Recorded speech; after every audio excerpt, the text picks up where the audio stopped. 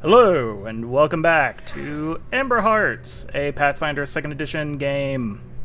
Why did I open Tellison's character sheet? Let's see. Today's session is... Arise! Titanauts, stand tall! And I am John, I am the GM of this campaign, and with us today we have Mike. I don't know if I'm going to come through. I seem to be lagging like crazy. Hi, I'm Mike. I'll summarize it quick. I will be playing Prince Aurelius, the clearly most important member of the group. Yeah, whatever. And he's totally not connected to dragons at all, so stop asking. Yeah, stop asking. Alright, and next up we have Alejandro. Hello! I do want to point out on the screen, it does look like I'm frozen, and I don't know if I've started moving. Yeah, I'm fixing. On Discord. Hello, ladies and gentlemen. My name is Alejandro, also known as the Greedy Dragon, and today I will be playing Taz, the Galoma war criminal. Fun fact about Taz... Oh, right, fun is facts. that in secret, whenever he's asked, if someone asks him what his favorite form of literature is, he'll say adventure, fantasy, the like. In reality, in the privacy of his own tent and his own home, his favorite genre of literature is romantic comedies. Man without culture, I see. Solid choice. Go fuck yourself, John. How does romantic comedy even work with bug people? Don't worry about it. Wouldn't you like to know? Anyways, your thorax. Your beautiful thorax. Mike, do you don't have have a fun fact about Aurelius? Fun fact about Aurelius. Yes. Oh. He has stolen an inordinate amount of money. And being royalty, that just means he just moved it from one place to another. Oh, yes, of course. Alright. And up next we have Fisher. Hey, I'm Fisher. I'm playing Alpha, the resident robot of the group. Fun fact about Alpha. So while he does not understand emotions or joy, he was programmed to be kind to animals. So there you go. That's adorable. Alright. And bringing up the flanks, we have Saria. Hi, I'm Saria. I'm kind of sick right now again, so the mask is back. I hope I can still be heard relatively clearly. And I guess part 2 for Nightshade. Nightshade has some light freckles under their on their cheeks. I still haven't shown a proper non-helmet Nightshade. Yeah, will it ever happen? Who knows? Who knows? Yeah, no face reveal. It should be a secret. Alright, so previously the party touched my microphone. So previously the party had made their way through the haunted broken gardens and into the production facility of the Volmail, where they met a artificial intelligent construct named Kai, who, along with calling most of the party primitives perpetually, guided them throughout the facility so they could remove a pest for it. Said pest was a giant biomass that had overtaken the generator and the fabrication facility. The party, through various means, mostly Alpha hacking at it with a sword and then later a chainsword, managed to drive back the biomass. They were then later given some special equipment by Kai to potentially help them in dealing with the Kravan scourge, but more immediately dealing with the biomass. They entered the primary Titanaut production facility, where Kai began the boot up sequence to start designing armors for the party, while he ordered them to deal with the biomass, which was actually a overgrown mimic that had taken up residence in one of the old Titanite armors. The party well and thoroughly decimated this mimic. It did not stand a chance. And by party, we mean Alpha. Alpha did. Yeah, 100%. It was just Alpha. I almost one-shot the thing. It was pretty and once, I think I told the party this, but so it gained a weakness to what they used to kill the or to attack the intestines in the reactor, and then it gained resistance to whatever they used against it in the fabricator. So it had resistance to Alpha slashing damage, and he still almost one-shot it because he is cracked. Well, I hit 2 nat 20s. Well, I hit a critical hit and then a nat 20. So it was it was pretty crazy. Yeah. So yeah, after the removal of the biomass, Kai informed the party that a large Kravan, the one that Aurelius and Taz had encountered some weeks back now at this point, was making its way from the mountains directly to the facility. And so it gave them a timeline of about 5 days for the crab to reach, and gave them about a 75-hour estimation for when their armors would be complete. Seeing that as being too long of a time, Aurelius went to the generator room himself and used his own bioelectricity to add a couple points of percentage to the generators, and knocked probably, I think, like 10 to 12 hours off of the production time. And Alpha went to go take a rest, where he discovered the room full of beds in this facility are actually full of corpses, as life support was knocked offline when the facility impacted. And so he was kind of off in the corner, sadly, being a robot. And we will kind of pick up over the next few days as the Titanaut mechs are being repaired.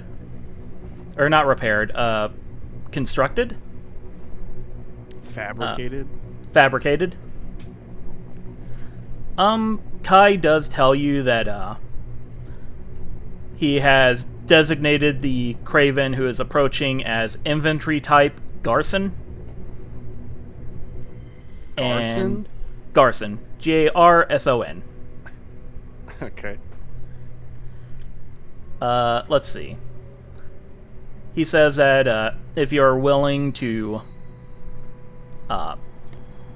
move the bodies of the Valmail who are in those sleeping beds, you can potentially wire those up to a different system and turn them into makeshift simulation chambers, so you can get at least some amount of training in operating the armor before you need to practically. But is there like a bio incinerator in this facility? yes, there's the generator. It takes all fuels. Well, after going into shutdown state for 2 hours and achieving full charge, and then hearing from Kai that they can turn these into simulation booths, Alpha will, one by one, take the Vomail out of the pods and down to the generator and put them into the generator. So yeah, the rest of you see Alpha, this 7-foot tall, like 5-foot wide beast of a robot, delicately handling what are effectively mummies at this point. Like, they are shriveled, whatever color there was to their skin has become like a dull grayish brown. Some parts of them are actively crumbling. And, yeah. And, yeah, I don't know if I described them last time, but they are very thin. They have large, compared to the rest of their body, large bulbous heads with huge eyes, and you see a couple of protrusions coming from their foreheads. You're not sure if these are eye stalks or antenna or weird shriveled horns. Like, the bodies are too desiccated to really make out much of anything that's not abruptly obvious about a mummy. And yeah, Alpha easily places the, I believe it's 6 bed chambers in there. Easily places the 6 Vomail into the generator. Kai does not give you a percentage, but they do inform you that there was some amount of power added to the facility. And you know what, Alpha? Give me a D10. Just a D10? Yeah, I want to see how many hours it takes Kai to convert these beds. 2. 2. Okay. So yeah, it's a pretty easy conversion. Within a couple hours, Kai clips on over the intercom that if those of you want to make an attempt to learn in a pretty rudimentary simulated environment, you can hop into the bed chambers, and if you don't mind sleeping where there was a corpse not but a few hours ago, you can also use the beds for rest. So yeah, for the next 60 or so hours, go ahead and tell me what the party does. We'll start with Alpha. Okay. Well, Alpha, like, basically the same way I would do, straps himself into the VR machine for as long as his battery can handle, and yeah, like a kid on Mountain Dew and Pop Rocks, just like target acquired, bam.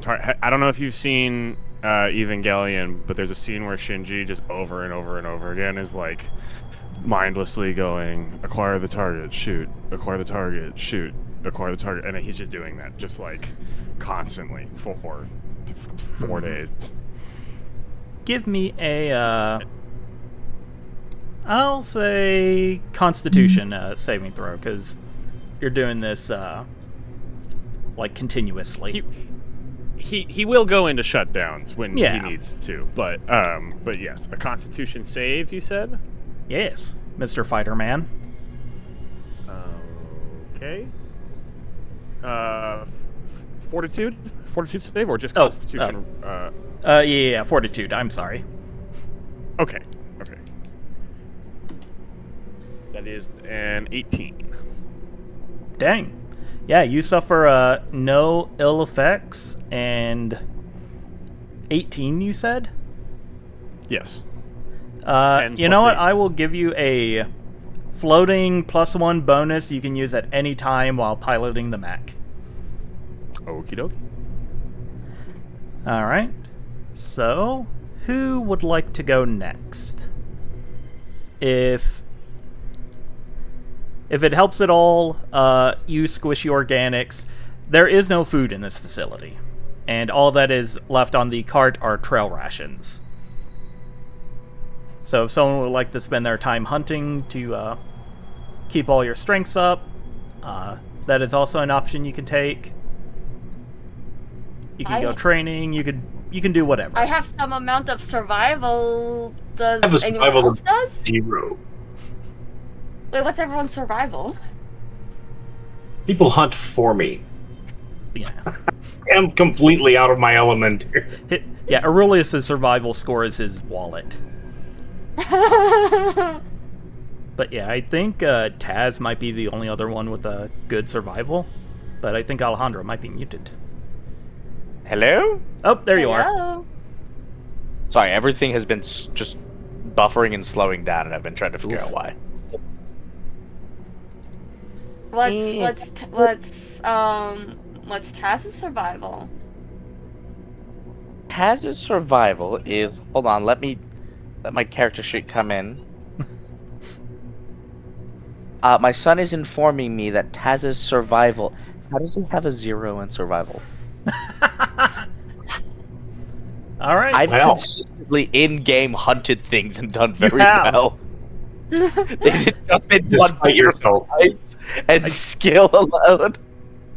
I think so. So yeah, if Nightshade wants to go a hunting, he can. Because Or... like my survival's a +5, which is Good lord. fine. Yeah, that's pretty good. Oh yes, Jesus. fine. So I only have the you know single what? I highest feel like survival score in the Nightshade party. would be a little uncomfortable with the idea of being in what might as well have been coffins. So Nightshade is gonna try to forget about that by just doing some hunting, seeing what's around. If it makes you feel better, Purple One, their fluids have long since dried. That isn't exactly my concern, but I appreciate the information. But we squishy ones also kind of need sustenance, so you know what? I don't mind doing that. Kai, Happy hunting. perhaps you could formulate some kind of mineral paste for the organics.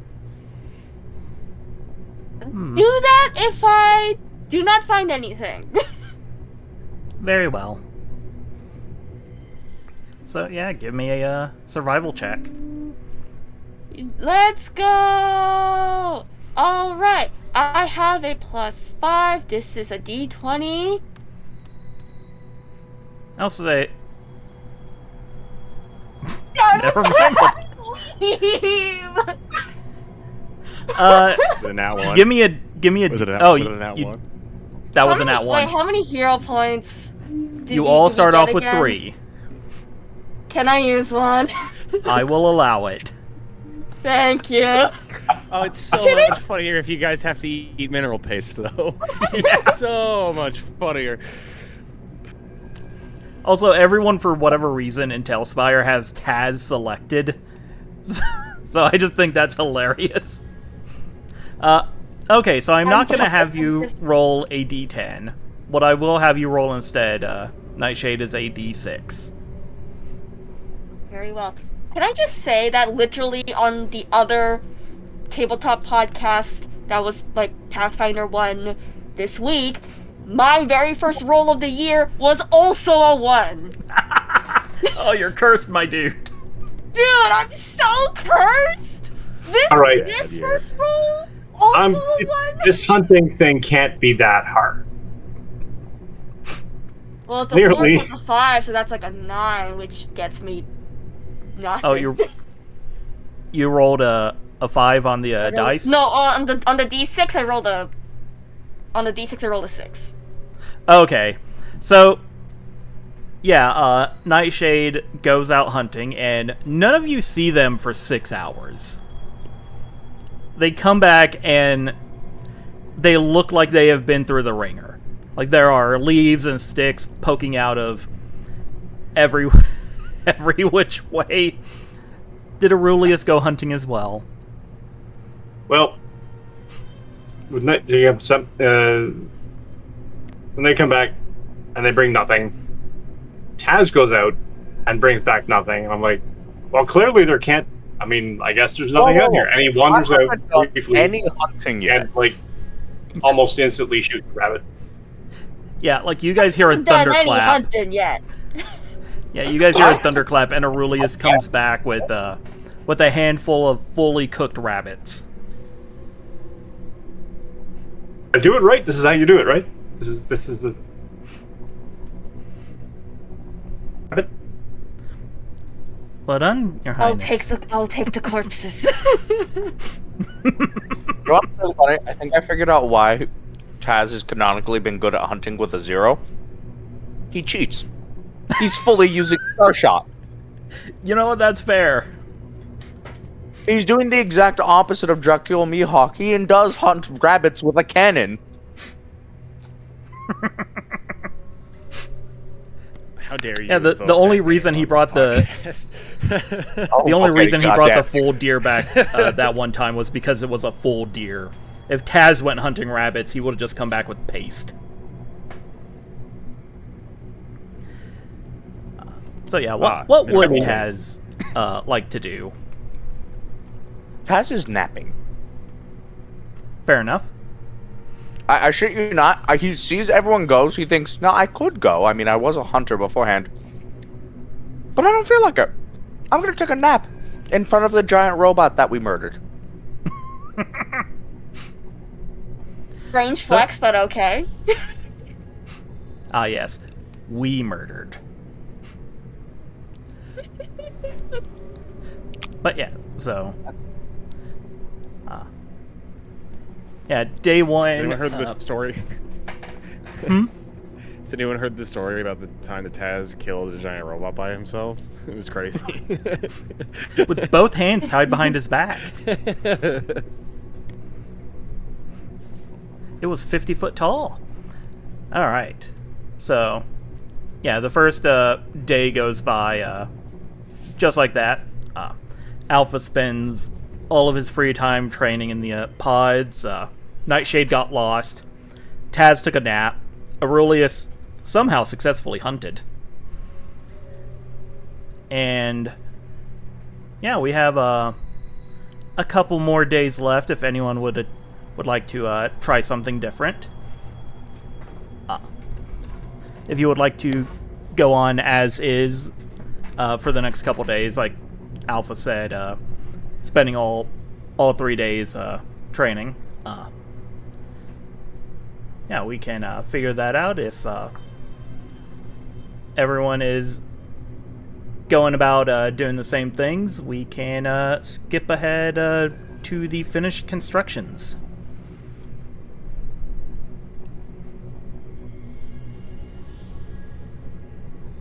So everybody good? I think I'm can't good. think of anything else. Okay, so yeah, as you guys are doing your thing, resting up, hunting or not hunting, the facility dings with Kai's beautiful melodious tone as they say, construction complete. Pilots, please return to production facility. And yeah, these are just going to be, for the sake of the map, smaller versions of your mechs, but trust that they are full size in your imagination holes. Did you just call my imagination a hole? I sure did.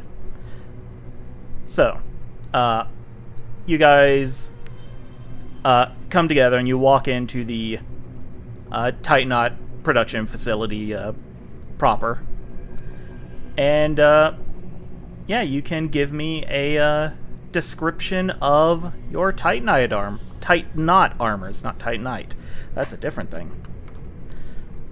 So, who would like to go first for their armor descriptions?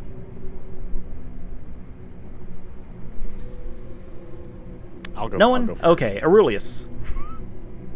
I don't remember what I called the last word of what I called it. Let's see. The name I have Tiamat. on file is Tiamat Cerulean Rige. Potentially Raiju. I'm not sure. I think it was Raiju. Yeah, I think Telspire might have just cut off the name. Is a blue dragon, but metallic. And essentially, if y'all have the book, that psychic dragon in the playtest material, where it's basically essentially blue, crackling with electricity, that sort of lines down, and it the areas between scales and the areas along sort of seams of where the joints would be are inlaid with gold or possibly brass, some kind of metallic thing. Wings, tail, stands on all fours, and generally crackles with a significant amount of menace. Yes. All right. And Also has 4 brothers. what? That's just a myth. What? No reason. Yeah, Matt. Whatever. So who would like to go next? I would like to go next so that afterwards I can just let my dog out because he trapped himself in here. So, Good job, Dig. Good job, Jazz. Okay, I'll be with you. Yeah, so Nightshades, Titanauts, right? That's what we were calling them? Yep. Is, I think, would definitely look a lot sleeker than the others. Very clearly kind of built more towards mobility, as like their legs are kind of just more like these big wheels, that even like their arms seem to have something similar to such. And it's kind of got like, yeah, it's I would say it's got like Nightshade's purple and black, same general color scheme, with its head being kind of this, I guess it would kind of look like, like how there's like the front of a sports motorcycle, where it's got like that big kind of shield, like that kind of. Looks like that. Yeah. I suspect it also looks smaller than everyone else's. Oh yeah, 100%. All right. So yeah, go free your pupper. Yes. And who would like to go next?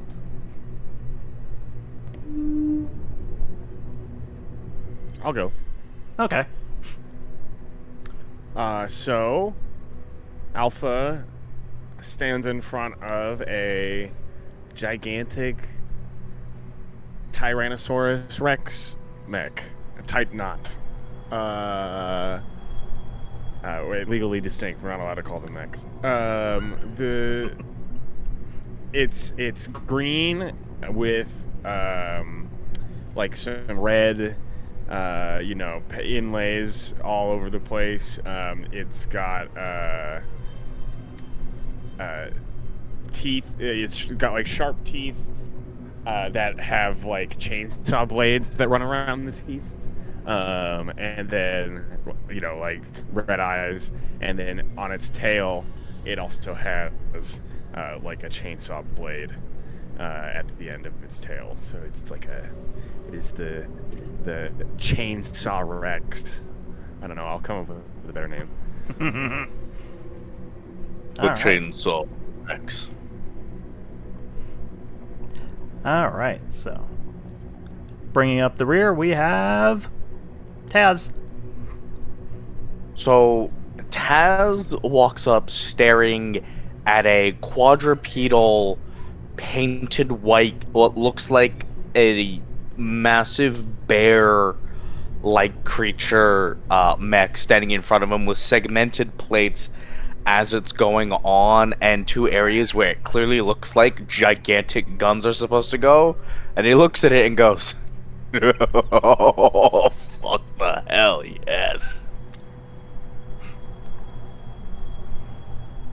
My scans did indicate this would be your preferred style of Titanite armor.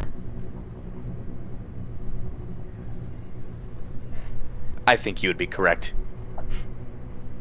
Nightshade in their brain being like, speed, fast, fast, go fast. Nightshade, I have a need for speed. They have such a need for speed. They'll break the sound barrier however they can. All right, so yeah, the facility you see as the roof kind of splits open a little.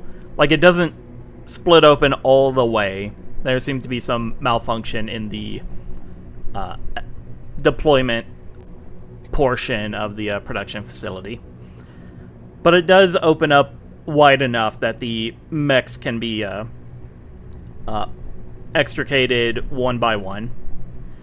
And yeah, Kai leads all of you back out to the front of the production facility, and you see your Titanauts in the light of the sun. They're far more sparkly and impressive than they were in the dim lights of the production facility. And yeah, he informs you, thanks to the efforts of the bald primitive, your armors were produced with a 5-hour time bonus to the amount of time you can spend familiarizing yourselves with their operations. These 5 hours will hopefully prove useful, and you won't die upon first contact with a major craven. I would recommend you practice with your Titanauts in preparation for... I forgot its name already. Encounter with the Garson. Yeah, there you go. And, as you guys, climb into your Titanauts, we will go ahead and go through the second most important description of a mech, the cockpit. So let's start with Alpha. What is Alpha's cockpit like in the Chainosaurus Rex? So Alpha walks around to the back of the Chainosaurus Rex and walks up its tail. And as he's walking up, the head, like kind of at the base of the neck, like opens and extends. Like a bunch of like flashing lights and stuff. And he walks up to it and kind of like steps down into it, and then he sort of like folds and then like goes into it horizontal, like almost like horizontally, vertically, face down. And when he does, it closes and encapsulates around him, and a bunch of stuff like drops down and plugs into the back of his neck and his head.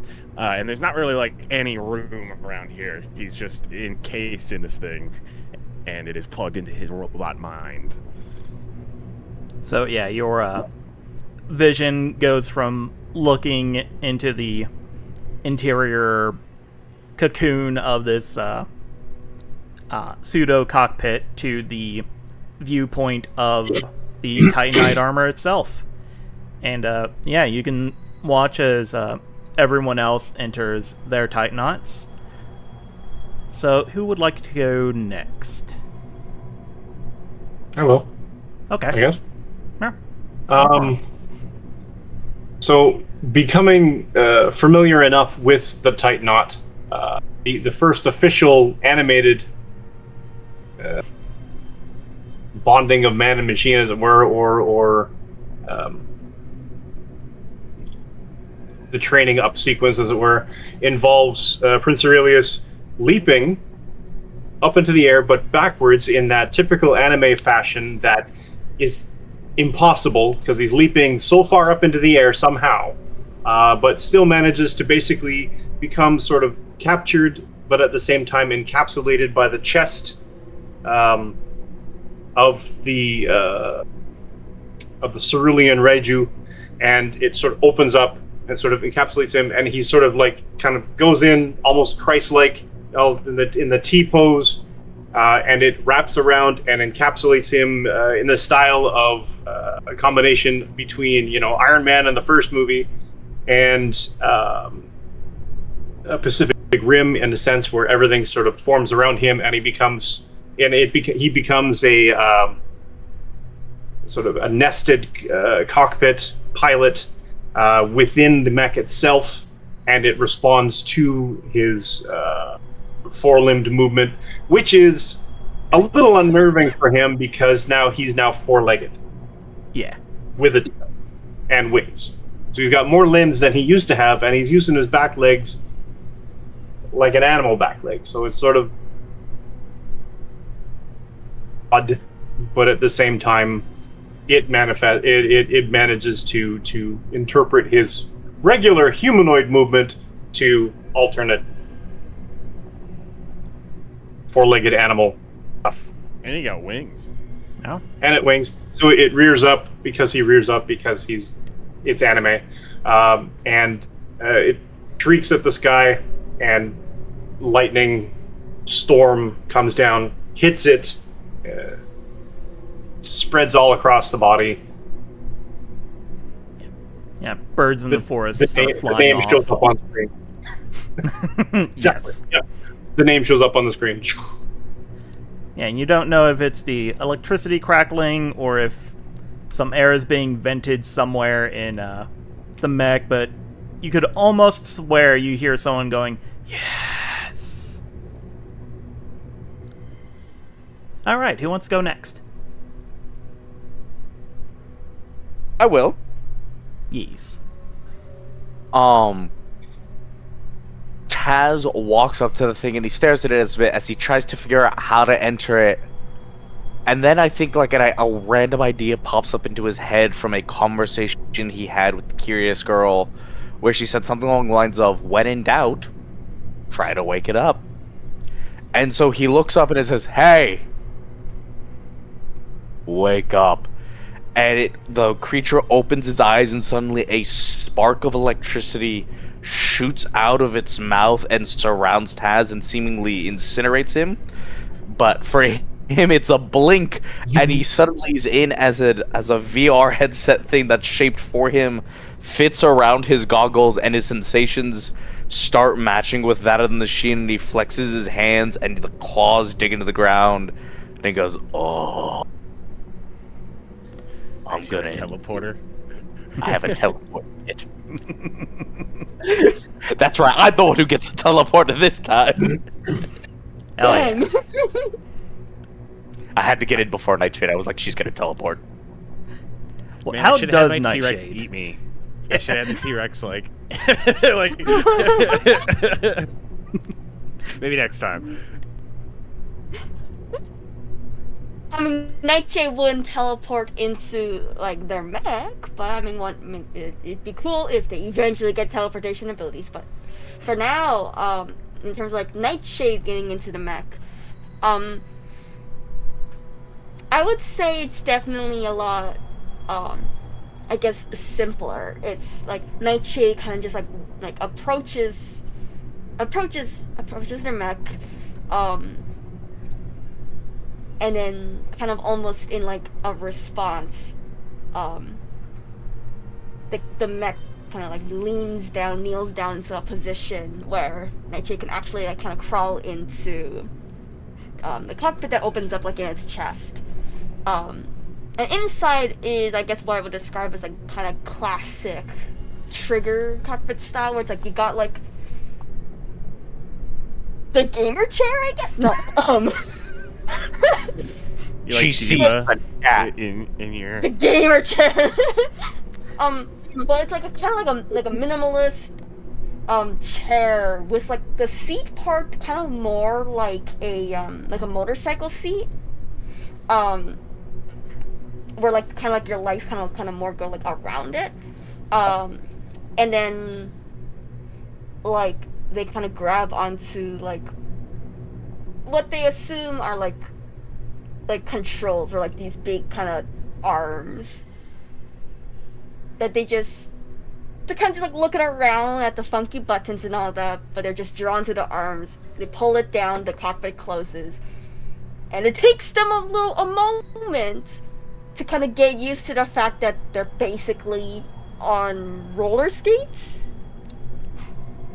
But they quickly kind of they catch balance, and Nightshade's kind of just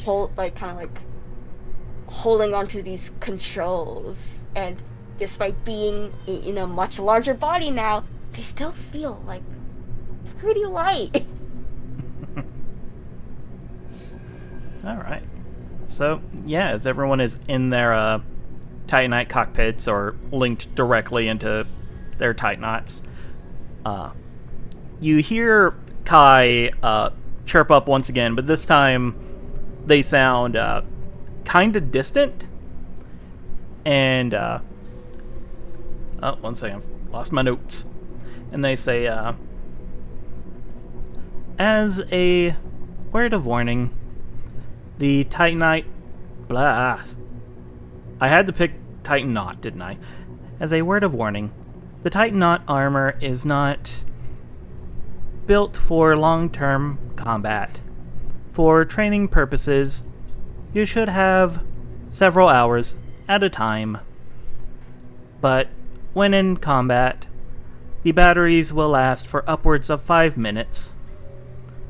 After total depletion of energy, it will take roughly 24 hours by this planet's rotation to recharge the Titanite armor through ambient energy. If I had the facilities to build a external power source, this time could be extended.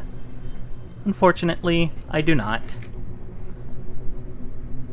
So, for training reasons, I would suggest nobody, as the former inhabitants of the facility would say, go too hard on your mechs. And yeah, the next couple of days are spent familiarizing yourselves with these armors. So yeah, I would like all of you... John. Oh, everybody blinked out, didn't they? Okay, was there... No, I wanted to spend one of my points for a thing. Okay, go for it. Could literally the second they say, please don't go too hard on the mechs, a blast of energy go out from my mech through the wall of the factory because Taz is pressing every single button he can find? Yes. I will let you do that without the use of a hero point. You are so kind. So, yeah, Taz, with that blast, you see a little timer on somewhere on your console. Perhaps it's floating around because you're wearing a headset. But yeah, it goes from like 5 minutes to 3.5. Dang it.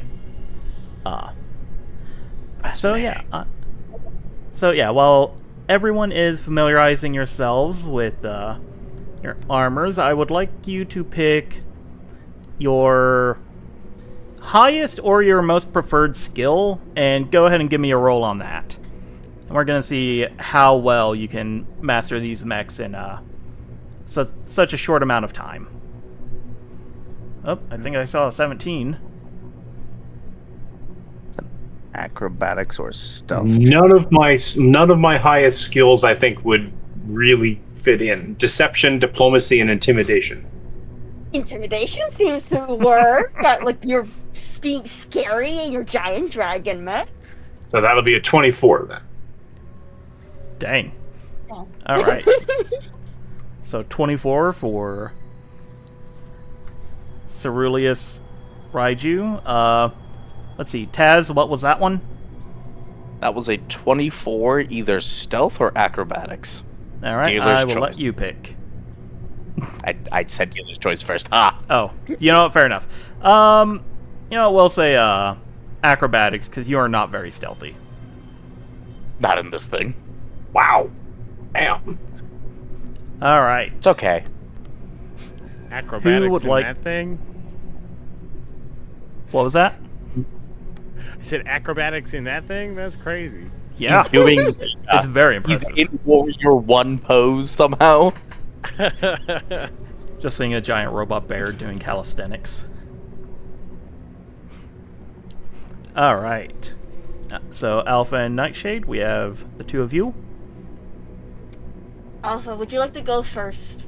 I'm still kind of praying over here. Like, come on. Yeah, I rolled athletics and I got a 16. Okay. Right. A bear So- doing calisthenics, like Genma Saotome. So yeah, it's very impressive to see this giant, bulky, armored bear being more athletic than the slightly more agile-looking Tyrannosaurus Rex. All right, In what and world does a Tyrannosaurus Rex look agile in any way? more agile than a bear wearing a tank. All right, Nightshade, you're the last one. I'm gonna go for acrobatics +8. Let's see. Oh! 4! Crit fail! There is a Hey, good success. son. Balance is all things should be. All right, you know what? Nightshade, gain a hero point. Thank you for having pity on me. Nice guns. Anyway, Forgave you. Nightshade is Newman. He's just zooming. Got the zoomies for real. I cannot wait until I get haste. Yeah. Have fun with that. Here, Nightshade, go. Put haste on Nightshade, and it's gonna be a time. Yeah. Damn right. All right, so yeah, Nightshade, you have a hero point. I'll say for Aurelius and Taz, the two of you will get a floating +1 circumstance bonus because you knocked the you knocked the difficulty out of the park. Alpha, you did not get high enough to get the circumstance bonus, but you do have the previous bonus from your training. So, yeah, over the next couple of days, while master might be a strong word, a lot of you do become proficient in operating your mechs and their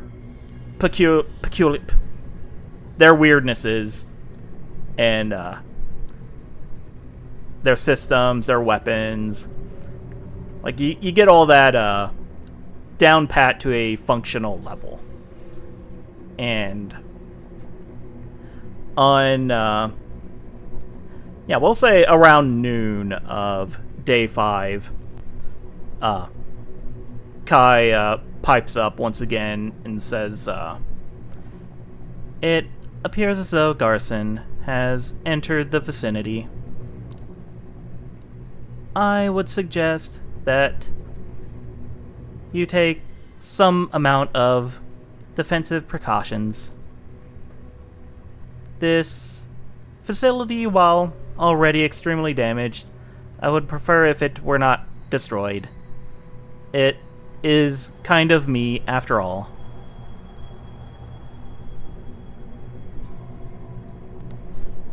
There's a giant, like, field outside, right? Yes. Well, perhaps we can use that as a staging area. That would be an ideal place to intercept the Craven. And yeah, it's not too long after this little announcement that you guys see some of the horrible haunted nightmare birds that inhabit the Broken Gardens go flying off from something knocking down trees in the middle distance. And shortly thereafter, okay, I'm going to show the art on stream and then dump it into the art chat for Discord. But yes, soon after that, you guys see the Garson plowing through the forest. It looks just as it did when both Taz and Aurelius saw it last. It is a large, chitinous monstrosity. It has 2 claws that look like that almost look like jaws. No, I was about to say no real mouth to see, but it does have like this giant maw-like structure on the top of its head, and it is walking around on 4 chitinous, comparatively spindly legs. And as you see it breach the forest, you see that it is kind of I almost said the wrong word, but flanked is a good enough term. But yeah, it is flanked by just dozens, if not hundreds, of these horribly twisted creatures that, some of them look like the humanoid Mythian races on this side of the mountain. Some of them look like a Goloma. All of them are horribly twisted, and I will transfer everyone over to this board as soon as I find how to... There we go. Summon players to this board. Yeah. So, you have a large staging area. I will drop your mechs here presently. Let the mech carnage begin. Okay. Ooh, there's music. Yeah. Where is that? Is that in... That is in Tailspire, yeah. Okay, let me find that. It's like it turns up. Yeah. So, where Panthera is standing, kind of this horizontal line is about as far up as you guys can be. So yeah, we'll just... I forgot I didn't say that, like, I called the mech Panthera. Oh, yeah. So, yeah, yeah, we got the name of Aurelius's mech. So let's see, does everyone remember their mech's names? No. I mean, I think mine is Chainosaurus Rex. Okay, well, I'll rename it later, but Intel Spire, I have it labeled as the TAU-00, and I have Taz's mech labeled as the Brindle. Oh, wait, I remember. I wrote it down. Oh yeah, what was the TAU? Well, that was the thing, wasn't it? Hell Titanauts if I Alpha know. Unit 00. Yeah, no. Titanauts Alpha Unit -00. Yes, I'll keep that. I will keep that. That is its technical name. But of course, we colloquially refer to it as the Chainosaurus Rex. Yes. All right, so yeah, you guys. I just found it. My next name is Grendel. Oh, Grendel. Okay. Yeah. I have no idea why I thought Brendel. Probably because earlier I was describing my build goal for the mech as Brunhilde from. Oh, maybe.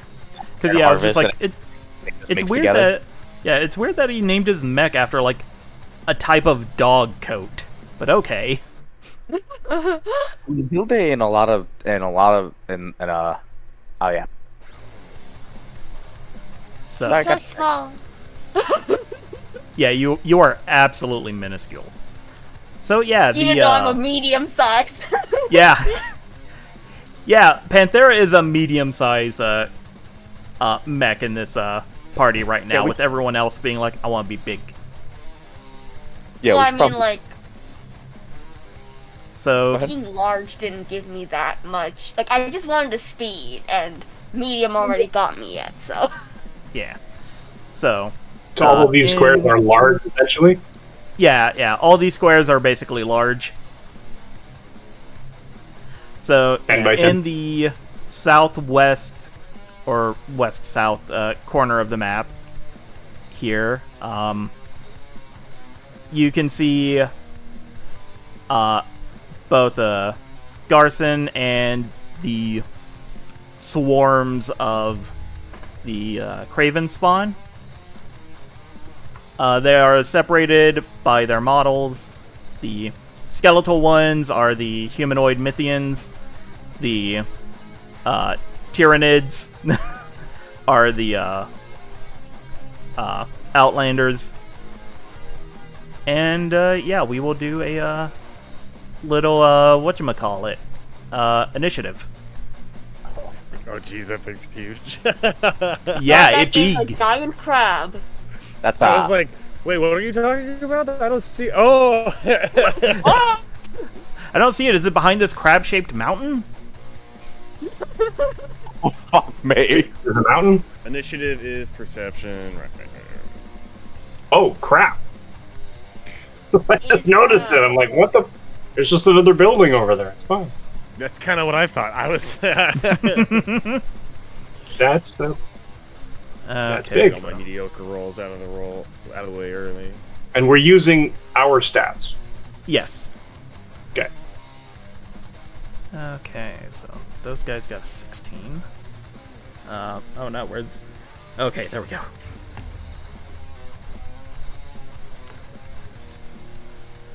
And these guys will get a 7. Oh, that's not good for them. Oh, when I roll initiative, I rage. I am quick-tempered, buddy. And that's no. that's the instigator to start up the chainsaw. Yes, yeah. I rev and give out a Godzilla Screonk. Wait, I forgot that the mechs have a class 2. Yeah, I was like, what did my character do? And I was trying to like. It can be the same. It can be the same class, but I mean, what's the fun in that? God.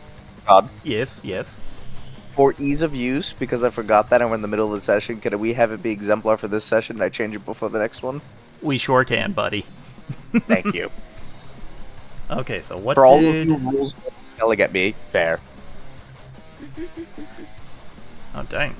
Okay, so this guy... Should be like a ranger. All right. What Get is? Hunter's Quarry? Did anyone get above, or did anyone get below a 7? No. Me. No. Oh, Wait, no. someone did. No, I forgot about my +3. Oh, okay. So the Mythians are going dead last. All right. Did anyone get below a 13? Me. You got it.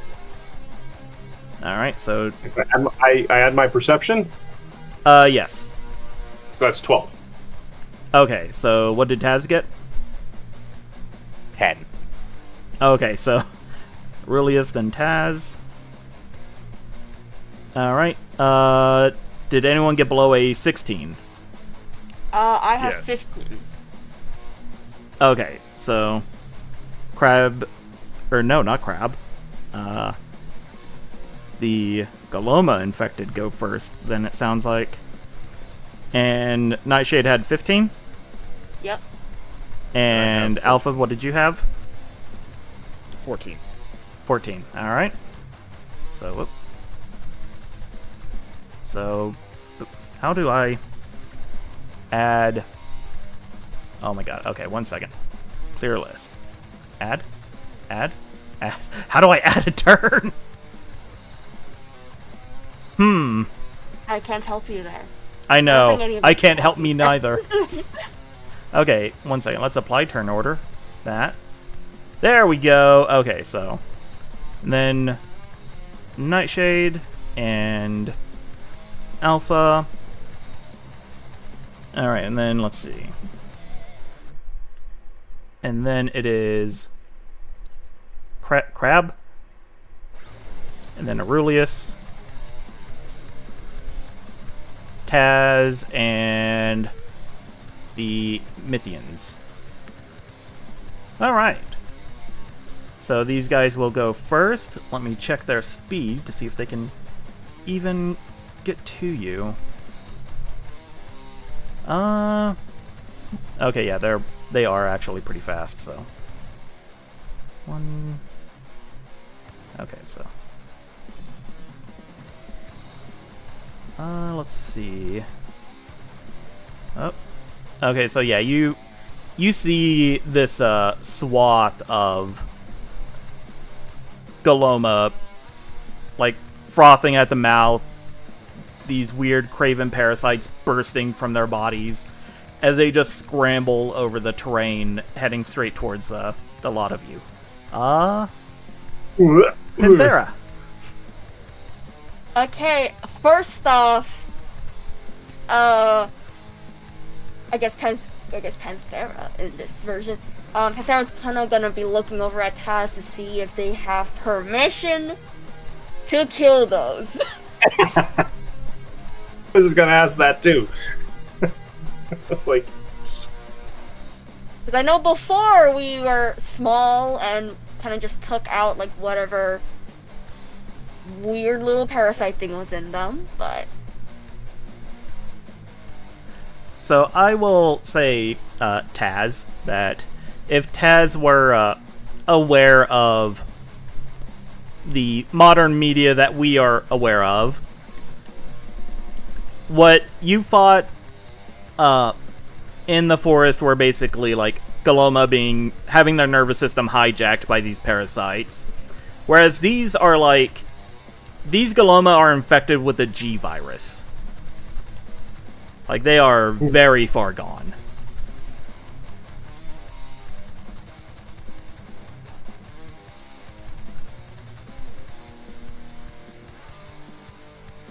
Taz.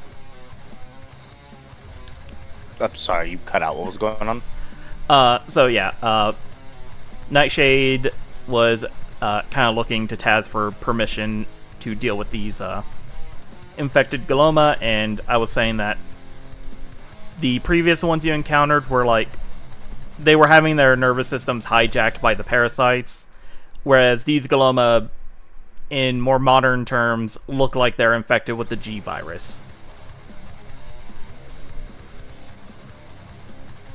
Yeah, I don't think there's anything coming back from them. let's go. Okay, so I have no idea how like the Pathfinder class is mixed with the pilot stuff, but oh, so we'll get to those when we get to those. But first off, if I recall, I have taken the animalistic mobility, which means as long as I have all my hands free, basically I can get like the plus 10 circumstance bonus to movement. Yep. And I think for medium and large, the movement for a mech was 25 feet? Yes. But, Yeah. they're like basically just treat everything as, the normal square, so. You're a medium mech, so 50 feet of movement is 1 square. So. Whatever your movement is, just like, be like, okay, it's 1 square.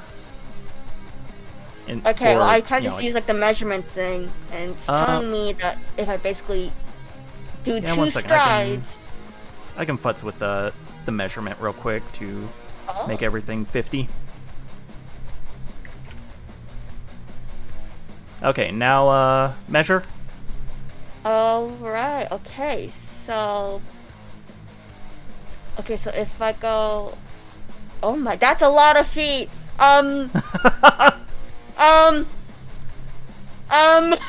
1 square is 50 feet. So 1 square is 50. Do you want me to change it back? Yes. Okay. Yes. So yeah, that's the distance that you're actually traveling. Yeah. Also, if you want me to set it to like So 5 1 feet tile becomes 50 feet, right? Yeah, Everything's pretty much. Multiplied by 10. Yeah. Yeah. Okay, so yeah, everything is back to normal. Thank you. Yeah. Okay, so yeah, so that means I have like 30, 35. And then I can stride again essentially. Okay. I have taken the animalistic mobility, but that's not entirely how Panthera works, despite the name. I think Nightshade absolutely discovered this on that crit 20. As soon as Panthera gets like the nod to just go after them,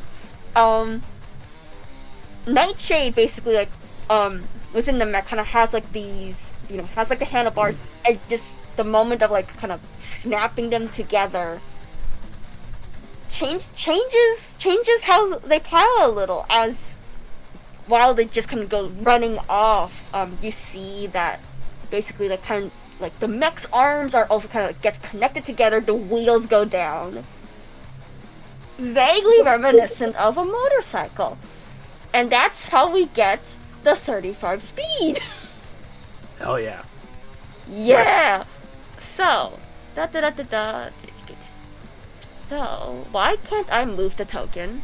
Because you're on the measurement mode right now. I have to get up. There we go.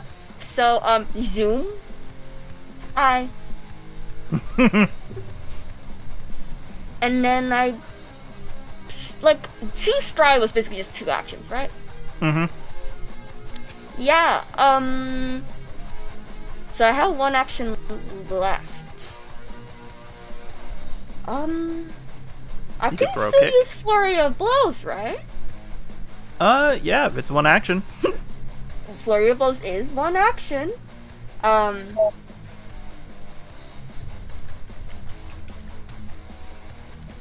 So that's make 2 unarmed strikes. So that's where the main question comes in. How does the monk's unarmed strike fit in with the mech? Because I know the mech has like their own limb situation going on. Did you take like claws or anything like that? If I remember, I went with either the claws or the weaponized. I think I went weaponized, which weaponized, and I picked the one that's like 1d4 agile finesse. Agile and finesse. That's how it was listed for that particular weapon. Okay. Finesse just lets you use Dex instead of Strength. Okay. Yeah. Agile brings down your multiple attack penalty, so... Yeah, if your mech is a monk, I will... Yeah, since the weaponized limbs are literally built into its body, I'll allow a flurry of blows. Okay. Thank you. Does the flurry of blows... Will the damage stay the same? It is... whatever your mech says. So so you have a 1d4 damage with weaponized limbs? Yes. It does say 1d4. Okay, so it'll be 1d4 plus whatever your mech gives you. Okay. That's a good question. Well, whatever your mech gives you. Whatever the flurry of blows gives you. Or monk. Yeah, I mean, monk uses my dexterity and all that, so... That would be like the +8 for me. Also, question, just to get this out of the way. Yeah, go for it. I picked the marksman specialty for the pilot specialty. Which gives me the precision strike. However, precision strike has a little bit of an odd wording. I just want to make sure. So it says, you hit a precise perfect creature. Make a strike against the creature with an agile, backstabbing, finesse melee weapon or ranged weapon, and the creature's off guard. You deal 1d4 extra precision damage. Okay. Make a strike against the creature with that, and the creature is off guard. Okay, so it seems like you need to get the creature flat-footed first for precision to work. Okay, that part makes sense. I just saw like the backstabbing part, and I'm like, I don't think I saw a single weapon within the mech stuff that even has that tag. Yeah, backstabbing I think is a swashbuckler / rogue, like specific, what do you call it? Fancy pants thing. Flourish. I see. Okay. Either which way, we wouldn't get it. I just wanted to double check and make sure. Okay. Yeah. Let's go with a flurry of blows and see how this goes. First one. 5 plus 8. 13? Would you like to spend a hero point to make that to make that again? I mean, I get a second flurry of blows, I think. Oh, that's true. I'll save it for now. Don't you have you have an extra one that he gave you? You have like an extra... I do, but I just kind of want to get a gauge of what these guys have first. Fair enough. I will say it's higher than 13. Okay, so then I'll make that attack again, which I believe means it becomes, this is a bonus of a +4. Yep. Well, it's a bonus for them of +4. Oh. So that is 10 plus, so that's 14. Okay, so even without the multiple attack penalty, that would not have hit. Dang. That's my turn. Alright, so if that is your turn, then we can move on next to Tau 00. Go forth. Okay, so I measured, and what I'm going to do is I'm going to move my speed, which is 30 feet, which, I don't know, is like somewhere around here.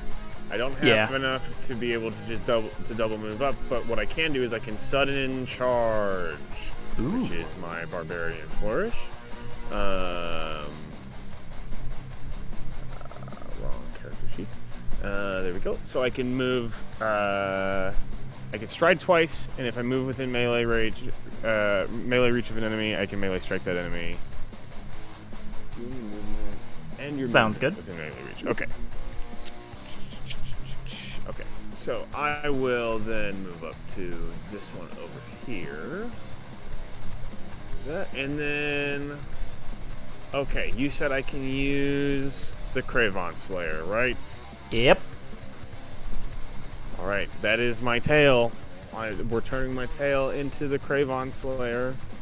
Now I have a question for you. Feel free to say no to this. One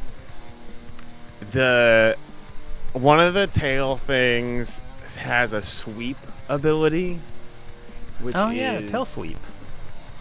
It makes wide sweeping or spinning attacks, making it easier to attack multiple enemies. When you attack with this weapon, you gain a +1 circumstance bonus to your attack roll if you already attempted to attack a different target this turn using this weapon. So, could I potentially get within range of both of them and still use the sweep ability from the tail sweep, or am I not allowed to use that since we're using the Craven Slayer? Because it's blah.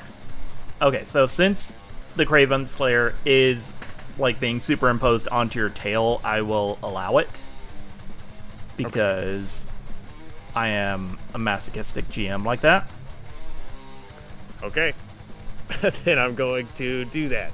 I'm going to run up and I'm going to attack both of them. We'll say I'm attacking the one on the right first and then the one on the left second.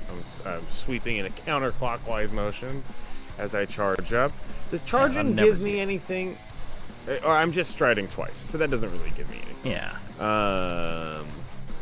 Yeah, I think what it gives you is the ability to stride twice and then attack. Right. And it uses 2 actions, so this will be all of my actions for the round after this. Okay, so first, and then, here's my other question about the Craven Slayer. So, one-handed, it's 2d4. Two-handed, it's 2d6. Am I allowed to say that I'm using it two-handed? Or do I have to be using it one-handed? You know what? Where's my since it's my tail coin of destiny here? Where is my yes/no coin? I keep losing the dang thing. You know what? I'm going to roll a d4. If it's evens, it can be two-handed. If it's odds, it is one-handed. And we will balance from there. Destiny will decide. It is one-handed, at least for now. Okay. That is very fair. You're letting me still keep the sweep ability. Yeah. So that's pretty cool. Okay. First attack. That is a 26 to hit. That is a crit against them. Okay. Did you say that this thing had a high crit or anything like that? No, I did not. Is it? And it's not magic, right? It's just a normal chainsaw blade. Yeah, it is a normal chainsaw sword right now. Okay, cool. Yeah, it just has the effect of adding bleed, and also you cannot, you take a penalty to stealth when wielding it. Okay, the bleed I forgot about, so I'll have to add that in. Okay, so 2d4, 4. That's not real. Okay, that's 7, 11. That's 11 damage, and then bleed. So is the bleed a d4 or a d6? I'm gonna say d4. I think. Okay. It was d6 before, but I'm bumping it down to a d4 for right now, so other people would be allowed to do stuff. And we're still doing the initial bleed damage when it first hits, and then they also take it on their turn. That's the way that it works.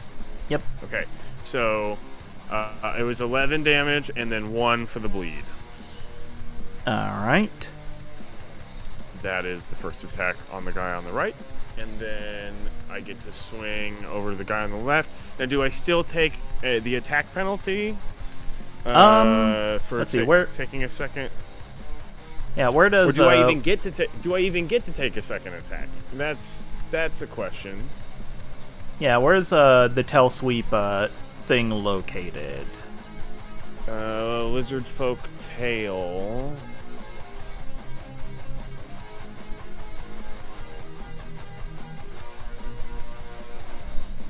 Oh, never mind. Never mind. I don't get. Okay. I can't make another attack, so it doesn't matter right now. My bad. Okay. I was getting ahead of myself. Well, regardless, you spin around and you absolutely splatter just a whole swath of infected Galoma. Just rip through them with my giant chainsaw tail. Sick. Harrowing battle my butt. That freaking. Okay, well, it is now the crab's turn. One, how fast is he? And two, will speed even matter? Okay, speed kind of matters. So he will move. I appreciate that it's a Mirelurk. Yeah. Okay, so he...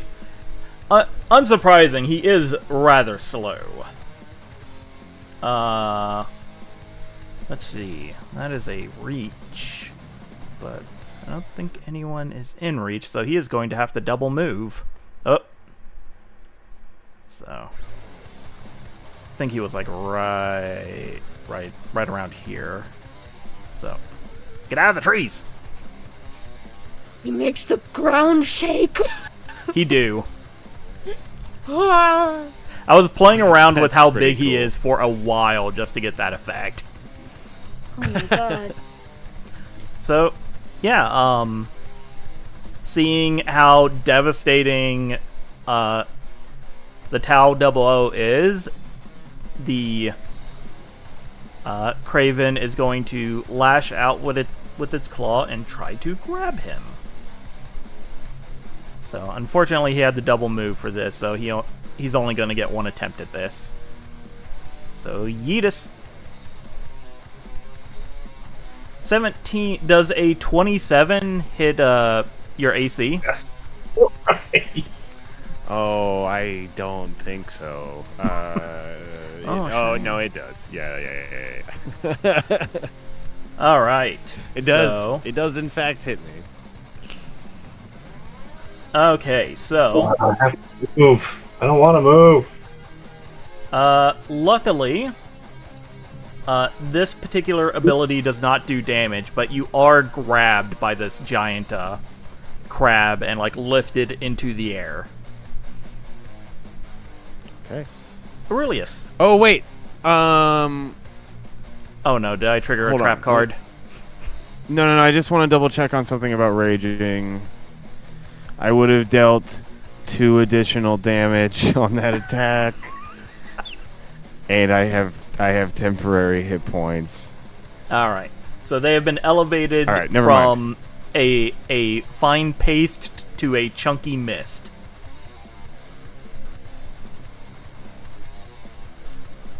All right, and yeah, he's probably gonna yeet you on his turn. We'll see. But Aurelius.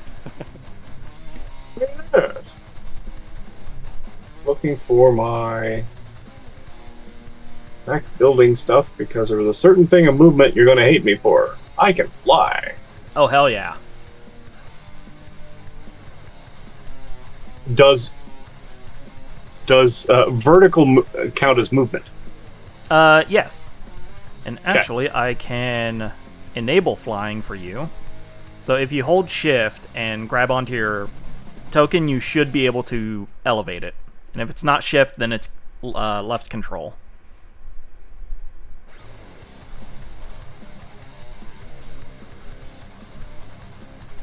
So I'm going to go up. All of these things. Not close enough for anything, though. Right, so if I go... Each of these stems, I 1, 2, 3, 4, I'd be able to get about here, because I think I have my movement of 25? Okay. So that's what, 5 squares? Yes. If I go 2 up and 3 over. And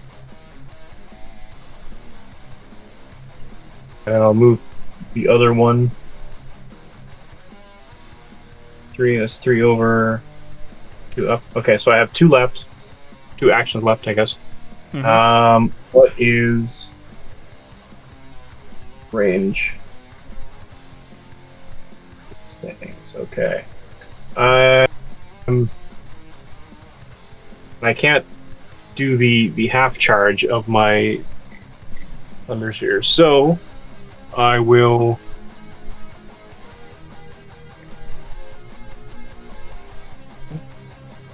Going to go with an electric arc. All right. Sort of a as the mech sort of gains flight, it sort of crackles with electrical energy and wisps of it being a cantrip. Now, heightened means that I spend an extra action on it. Heightened. That sounds about right. Because it looks like it's 1 or 2. And I will. So yeah, if it's 1 or 2, then yeah, heightened would bump it up if you cast it using 2 actions. I have a Sorry.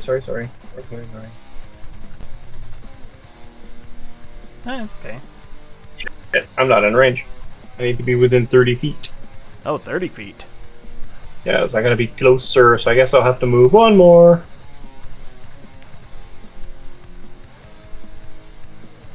Oh yeah, they're 50 feet away from you. I guess to there-ish. All right. Really didn't want to be this close to the thing yet, though. But, alright. And I will spit down lightning to that pile of whatever formerly known as Galomas. Sounds good.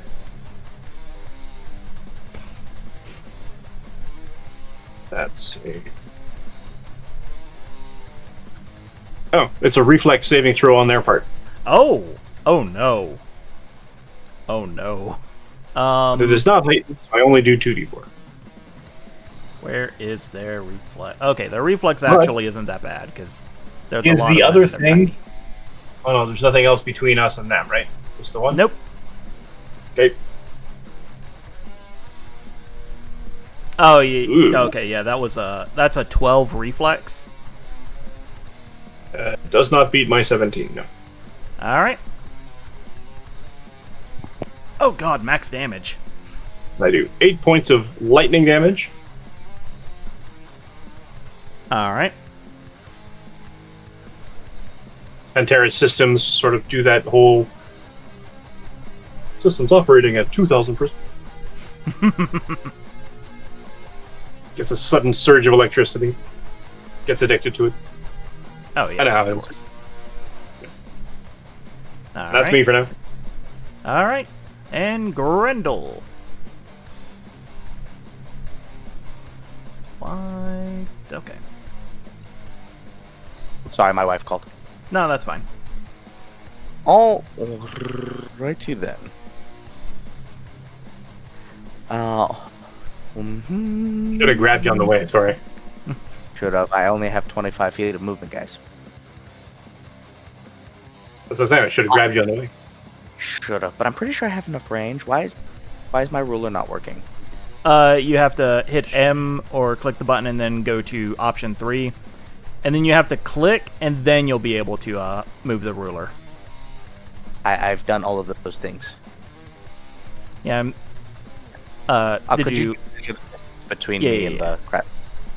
Yeah, I think it's somewhere in the range of like, okay, yeah, like a 60. Yeah, 65 to 70 pips away. And the Galoma Swarm are only 49 to 50. Okay, so the big guy is just out of range, but the Galoma Swarmer, on the other hand, they're in range. I would like to shoot them, please. All With right, my give star me an shot. attack roll. And because technically the class is you know, an exemplar, I am going to do Transcendence on it, so it'll explode.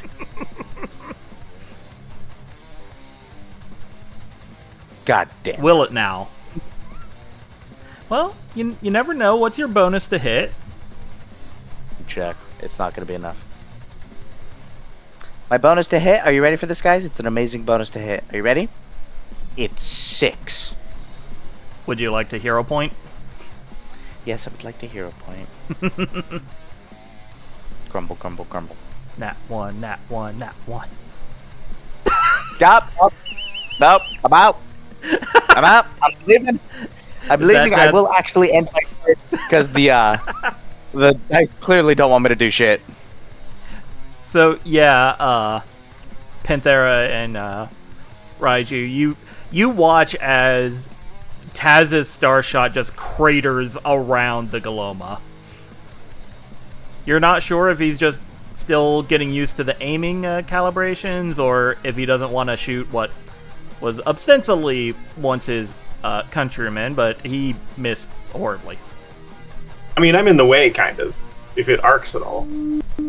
That's fair. Let me see. He's got like Blastoise cannons, you know. It can't be that easy to aim. He literally says, "Look, I am trying to aim guns that I've spent my entire life learning how to aim from my hands from my fucking shoulders. Cut me a break. I can feel your judgment from here." Attack me! Attack me! You need smaller arms like a T-Rex, so you can shoot from your shoulders. Okay, so I just remembered these guys actually have 3 actions and not 2. So, unfortunately, they do. Yeah, all these former humans and elves and dwarves are still pretty slow as a swarm. So they're not nearly as unsettling as they're scurrying across the battlefield as the former Galoma, but they're coming. So, you know what? This one is going to use its 3rd action to try and maneuver. This one is going to head towards our dearest Panthera.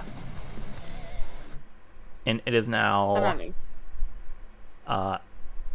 the Galoma Swarm's turn. So I think Panthera might actually have to make a saving throw here. Let's see. Okay, so yeah.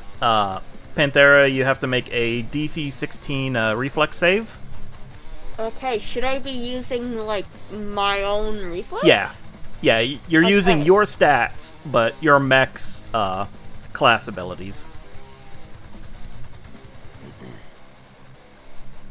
Oh, that 4 was... plus 10, 14. Oh, that does not hit it, so... Yeah, these Galoma start to swarm over you. And you are going to take... Let's see, how many... Okay, just 1d4 damage as they're kind of just scraping and bashing against your mech. And you will also be taking 1 persistent bleed as one of them at some point nicks a coolant tube. I was gonna say, like, bleed?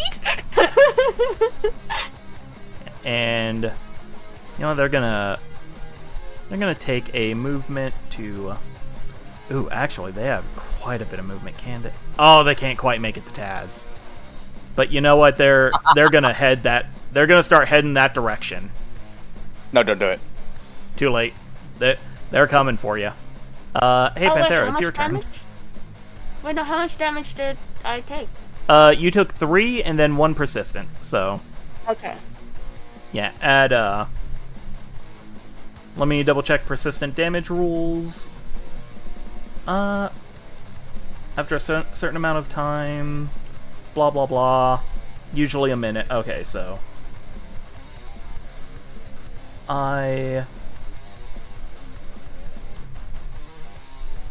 Okay, yeah, sorry, one second, Oh. Okay, so...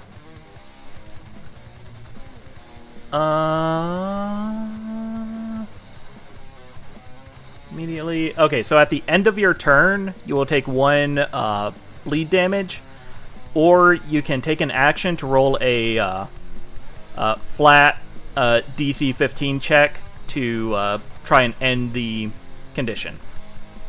Okay.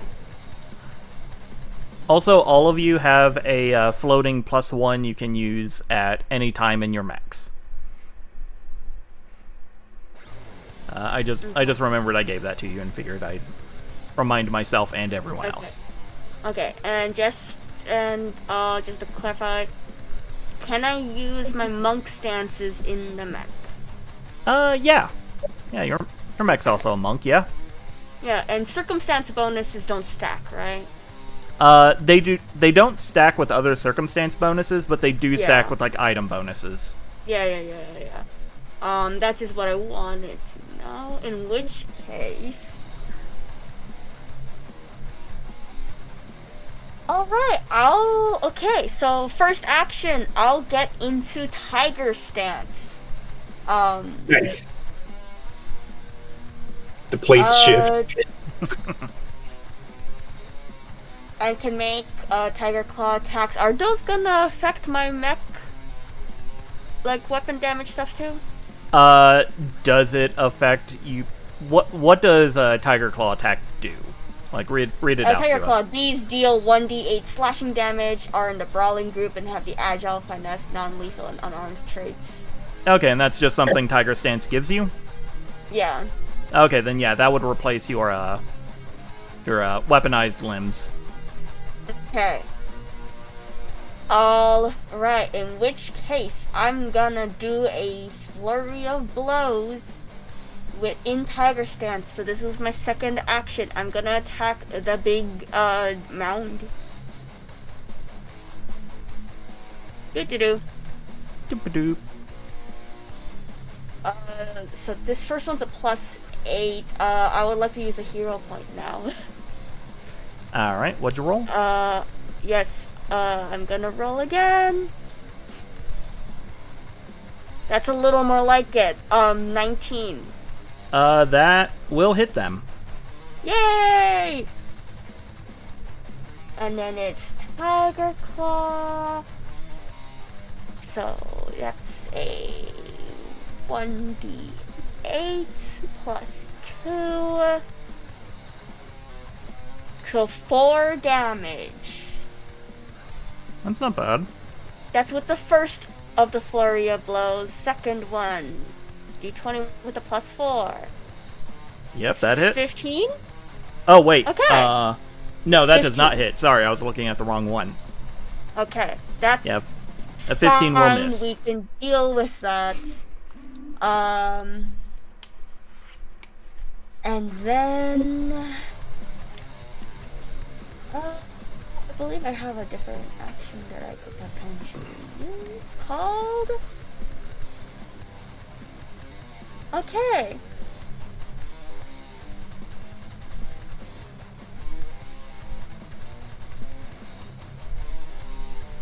Okay. Can I do a step? Yeah, these... I'll tell you this right now, these guys do not have a reaction attack, so... You can move in and out of a reach freely. Okay. That's good. Okay, that's good to know. Actually, let's test our luck. I'll do just another attack. Alright. This one is just a straight d20. 13 That will misses. miss. Yep. Alright. That's my turn. Alright. So you did pretty good. You clawed and punted a good amount of these pseudo-humans. I got these wheels revving, just slash through them. Yeah. Yeah, I imagine the Tiger Claw attack, basically your wheels grow like spikes or claws like Doomguy's shield. Alright. Good. Tau 00. You are grappled by a giant crab. Okay, does that do anything to my attack rolls, or can I No, you are just immobilized. Okay. All right, I will bite it with my deadly claws or jaws. Attack number 1. Oh, I have a question for you. Yes. So, technically, this is an unarmed attack with my jaws. It's the way that all of this barbarian stuff reads. This counts as an unarmed attack. And when I'm raging, I deal 2 additional damage on melee strikes, but that damage is halved with weapon or unarmed attacks. So, or if your weapon or unarmed attack is agile. Never mind. Never mind. I read that wrong. Okay, this is not an agile attack because it's my jaws. So I will bite it for the first time. Oh, this ability it has kind of sucks. Well, it sucks That for is a the 20 scale it's fighting at. It's a 26 to hit. Yeah, that'll hit. It won't crit, but it'll hit. Would one more crit? No. Okay. That'll be a D8. I don't think I did my crit damage last time on the thing, but it doesn't matter. I killed it. Yeah, so. it doesn't matter. They were vaporized.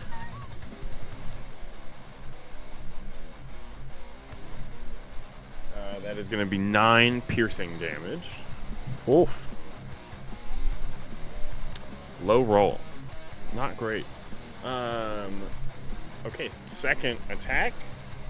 At a minus 4. 5. Minus 4 if it's an agile weapon. It is not. It is not. An Oh, agile okay. weapon. So yeah, minus 5. Ooh, not as good. That'll be 12 to hit. That will not hit. Do you want to hero point it? I'm gonna use a hero point. Let's see. Come on. Much better. That'll be 21 to hit. That'll hit it.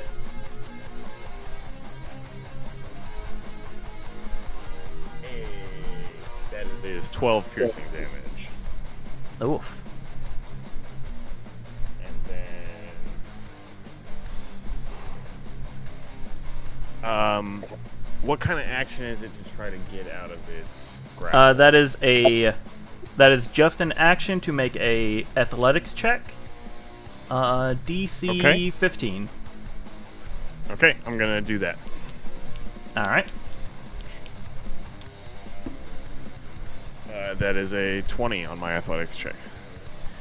Yeah, so I like whip my chainsaw tail into its claw and it like forced it to let go of me. All right. So yeah, it is now its turn. So yeah, it can no longer throw you, which frustrates it. So let's see where can it get to? It can get to here-ish. So let's just drop it on top of the former Galoma as it tramples through them. It is atrociously massive, so I don't think it ever technically left your reach if you had any of those fun fancy doodads. Oh, actually, I have a thing called no escape. Trigger an enemy within reach attempts to move away from you. So it moved away from me at all. At all? It's still within reach. I can keep pace with the retreating foe, stride up to your speed following the enemy and keeping it within reach throughout its movement until it stops moving or until you've moved your full speed. Okay, yeah, it is. So It's still right there. it is going to Oh, okay. Unless it will continue to move, then Oh wait, actually. maybe I'll use that, but I'm not sure. One That is second, I cool gotta- though. That's cool, but I can just chase something as a reaction. Yeah. That's pretty cool. Let's see. Okay, actually, it will Ah, not move. It is going to stay where it was. Okay. I remembered it had another ability that didn't suck as hard as its 15-foot radius at the scale. So. Okay, so it can't get all of you, but it can at least target Panthera and Raiju. So, Crap. yeah, it is going to yeah, it's going to open the maw on top of its head a little bit. And you guys are going to hear like this horrific like crackling sound coming from it, followed by a pulse. So let me see if this is something you guys have to... Oh yeah, this is something you guys have to do. Alright, so Raiju and Panthera, give me a Fortitude saving throw.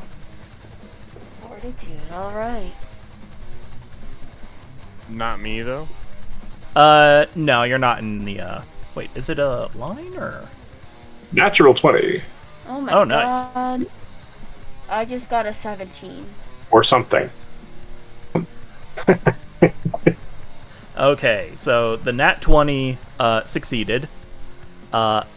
Panthera's 17 did not succeed. So you will unfortunately take... Oh, I apologize greatly for this.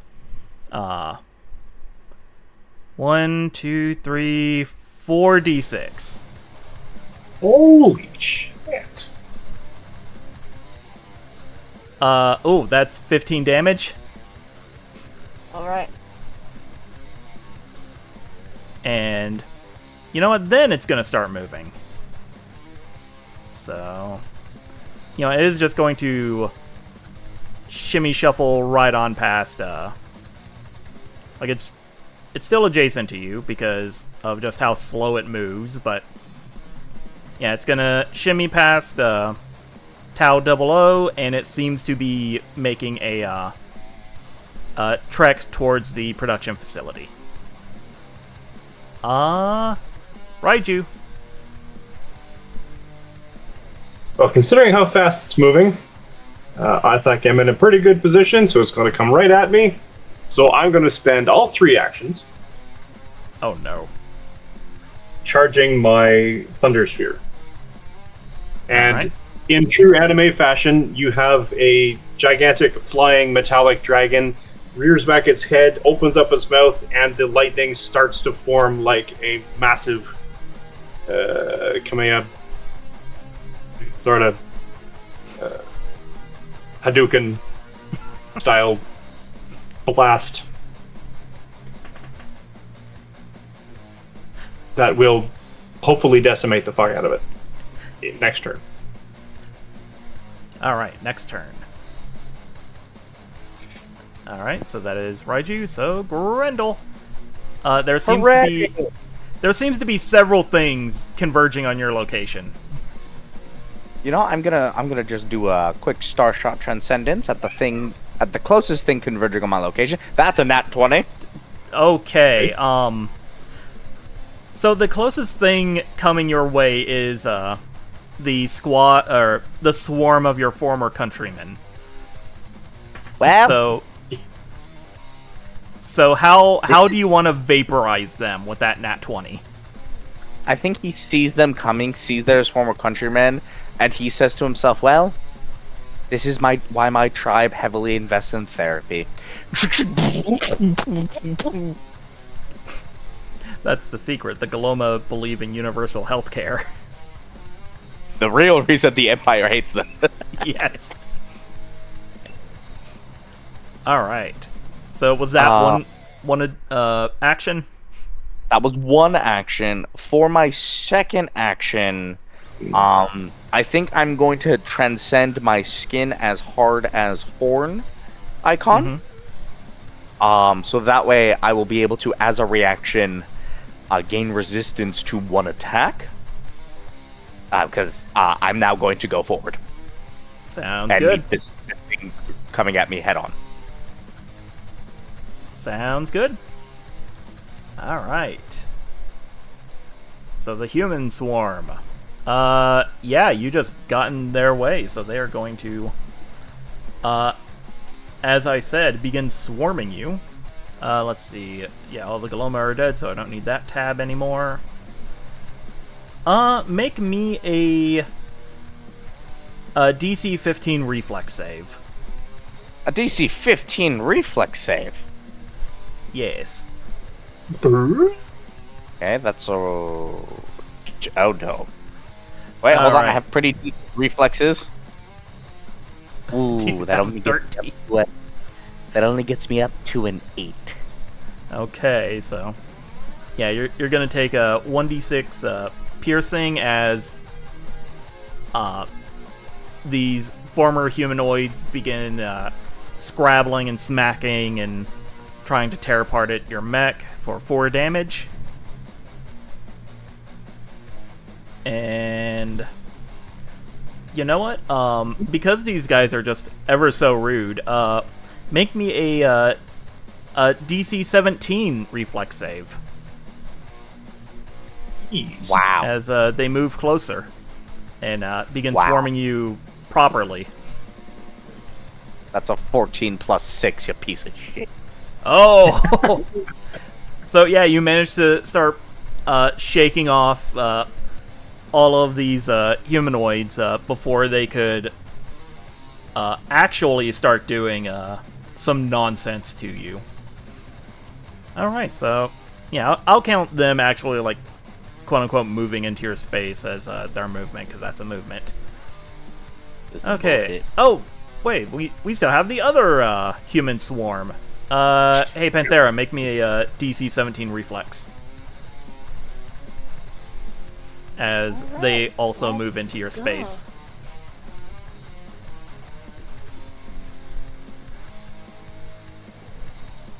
I'm using a hero point. I'm using a hero point. By the way, what was the base HP for a mech again? What the hell? You're Can cursed. I spend a hero point for her? No. Oh my god. So, luckily, the DC 17 save, it doesn't do damage, but you are clumsy as long as they are in your space. So the clumsy status, What you're you take Go ahead. a penalty equal to the condition value to dex-based rolls, and DCs including AC, reflex saves, ranged attack rolls, and skills using acrobatics, stealth, or thievery. So you just have clumsy 1, so you'll take a -1 penalty to anything involving your dex. I see. Let's see. Reflex saves. Wow, golly gee, make me a DC 15 reflex save, as now they're going to try and tear into you. For Panthera? Yep.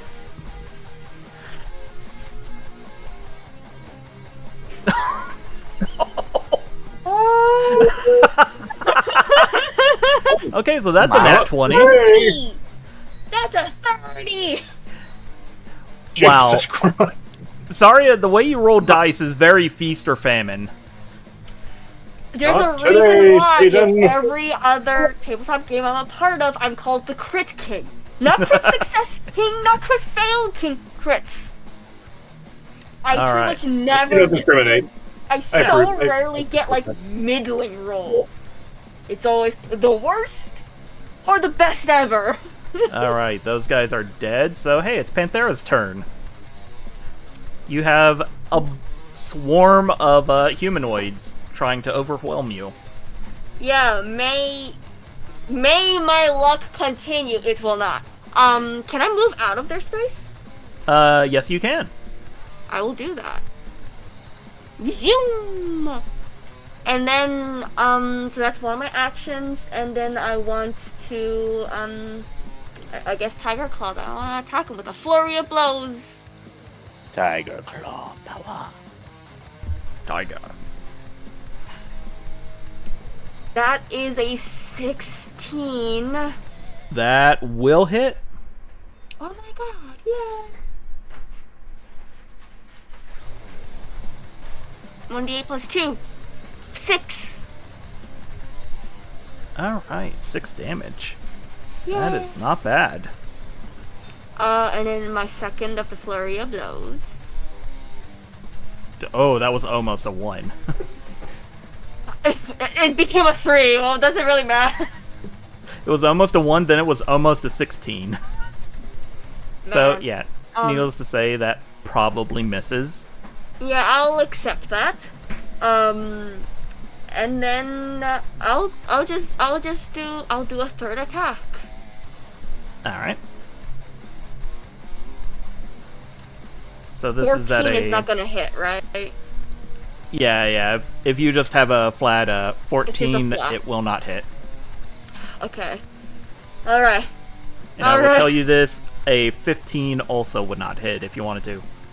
Or if you were thinking about burning your plus 1. The 16 worked. The 16 hit, so... Alright. Also, again, like, the mechs did have, like, a base HP, right? It's basically going to be the same as yours unless you took some kind of special hull, because your mech is also a monk, right? Yeah. I think it's going to have the same HP calculation unless you took some kind of special hull that gave you extra HP. Yeah, I did actually take... I had, like, leftover points, so I did take the heavy hull, which is an extra 10. Oh, nice. Yeah, so, yeah, there you go. Yeah, so that does still mean I'm, like, at half health, but, like... It's a good thing you took it. Yeah. There was no other, like, hull that there was none hull that made me go fast, so I was like, That is okay, true. more HP. Yet. Alright, and that was your 3 actions. Yep. Alright. Tau 00. Your turn. Okay. There's a crab walking away from you. Yes. That's what kind of insulting. action is it? Well, first, what's the size difference between this creature and I? I'm large. This thing would 3 be... sizes bigger than me? I think... You know what, let's see how big I actually made it. Set size... It is 2 size categories larger. Okay, what kind of action is a trip action? Is it just like is it just one action? That sounds like a one action I can pull it up. type thing. I can pull it up. Yeah. Yeah, pull up your shenanigans your own dang self. Trip is one action, it's an athletics roll. Okay. Then I am going to first attack it with my tail. Okay.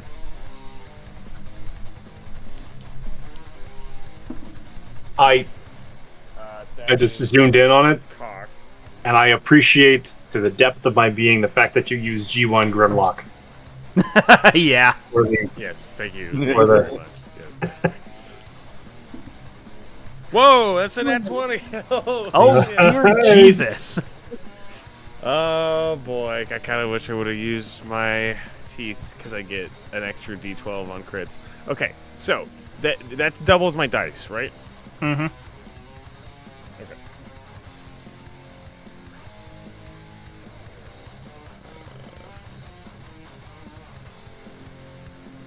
So for people watching the stream, I do not know why everyone's camera turns gray for a moment every now and then. It baffles me and infuriates me, and I don't know how to make it stop. So that is gonna be 14 slashing damage, and it inflicts bleed. So the D4 for bleed is 2. So 2 takes more. off a leg. Okay, you said D4 for bleed? Or 2. 2. Okay. All right. 14 slashing and then 2 for the bleed. And then let's do another attack with the tail.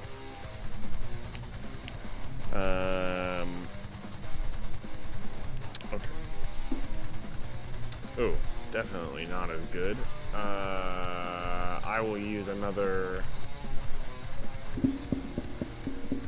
No, Hero I'm point? gonna save it. Okay. No, I'm gonna save it. That's gonna be a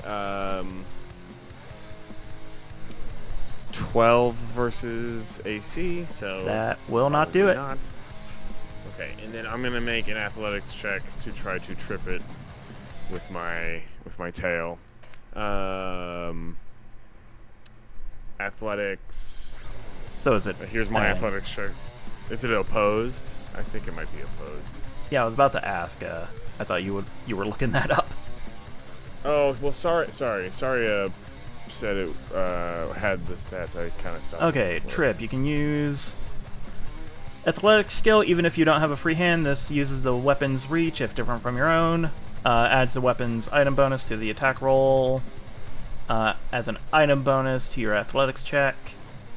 If you critically fail to trip using the weapon, you can drop the weapon to take the effects of a failure instead of a crit failure.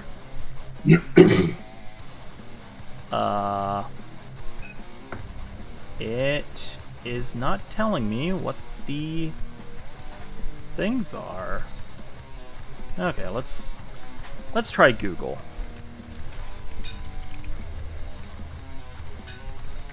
Because Archives of Nexus was not helping. Oh, okay. A target's reflex DC. Okay. Athletics check against the target's reflex DC. Okay, so let me find the reflex DC. So what Sorry is about it? that. 10 plus the reflex mod? That's what I would guess. Yeah. Okay, probably. so your target is 17 because it has a weirdly high reflex. But I get to add my Your weapon chainsword item bonus. Yeah. which I think is just +2. If I'm correct. I'm not sure. Yeah, sure. Oh, okay. Now this is what I'm going to use the hero point for. That's nonsense. Come on, buddy. Come on. Yeah, that is a 26. All right. If I add the +1, does that make it a crit? That does make it a crit. I'm gonna do it. I'm gonna add the +1 now and crit on the athletics check. The target falls prone and takes 1d6 bludgeoning damage on a crit success. Can I roll it? Yep. I'm gonna use my alien die for this one. Oh, just one. Oh!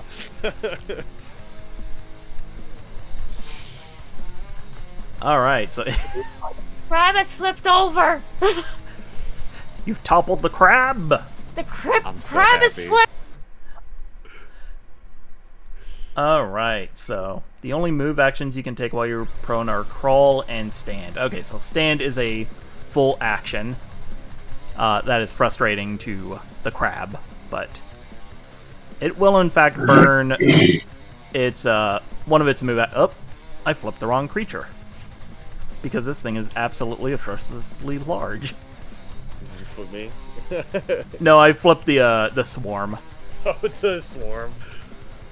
Yeah, so that they got jostled around. All right, let's see what all can it do.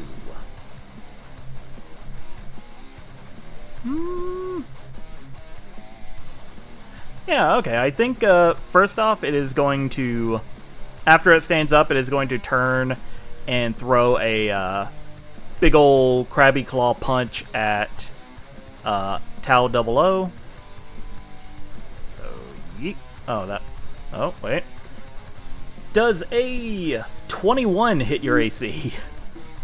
Jesus. It does. Okay, so... Just barely. Ah, dang. So, yeet. That is... Oh. That is 10 bludgeoning damage. Okay, I'm gonna use my resistant pilot reaction to resist that by 4. And then I have 4 temporary hit points, so I only take 2 damage. Nice. Alright, so it is going to turn away and start marching forward again. And unless that one chase ability you had was a class feature, you no longer have a reaction to chase it. No, I don't. Alright, so, yeah, that will be its turn. Tiamat. I like how he came straight at me. Yep. You just happen to be in the way. It recognizes me from the fact that it killed my brother. And That's what you gotta tell yourself. such a thing. Are any of my companions within 10 feet of it? Taz might. Okay, yeah. Let's bust because this thing out. has a range of 60 feet. Can I angle the spell such that it hits it and it does not hurt any of my friends who are within 10 feet of it? Or yeah, you can ping it on the opposite side of its of where you are. Basically, you can like target the 2 squares on the opposite side, because if you target it like point blank, then it may hit either Taz or Panthera. Taz, Rendell, or Panthera. Probably not a good idea. Yeah. So I will, in fact, keep my clear head, be tactical about it. I cannot remember the character, my brother's name. It was also Aurelius, because royal family names, but his full name was Crown Prince Jin Xanthus Aurelius Zarum Mythian. That name that- is remember. Yeah. And you will be avenged this something. So avenge this day and let loose with the full blast. Which would be a 22, 21. That'll hit. And it takes 3d6 damage. Ooh. And everything within 10 feet of it takes 2d6. Plus, I am enshrouded in electricity for a minute. I do electrical damage to creatures that grab me or that hit me with unarmed strikes. Oh. And I'm wondering if that would include me bodying something that's right in front of me. I'll think on it. Like, if I touch it, will it still get shocked? Ooh, 12 Is the damage. question. By the way, it takes 12 electrical damage. I assume creatures surrounding it take 6 on their own. All right. Each. Oh, wait, is it a save for half? It's a save for half, I think. Oh, a save? Okay. It is a... Oh, no. Wait, no. Number of actions spent, casting spell. Spells range of 6 feet, deals half damage on a failure, but not a critical failure. Oh, yeah. Oh, okay. So, even if I miss, I still do damage. Yeah, and it would not have saved anyways. Cool. Okay, so that did a burst in a... Or that did a, like, area burst? Basically. Okay, one It second. hit it, it hit it, and it had so much electricity, it was literally leaping off of it and frying its allies. Okay, I'll just checking something real quick. So, yeah, the swarms at its feet are looking pretty rough. The ones that are still, like, complete in their bodies are pretty well and toasty, but a majority of them that are still mobile are, like, crawling at this point. The crab... You know what, give me a Arcana check for free real quick. Or an Occult, whichever one works for you. They both are the same. Boop. Boop. Bing. Ew. Ugh.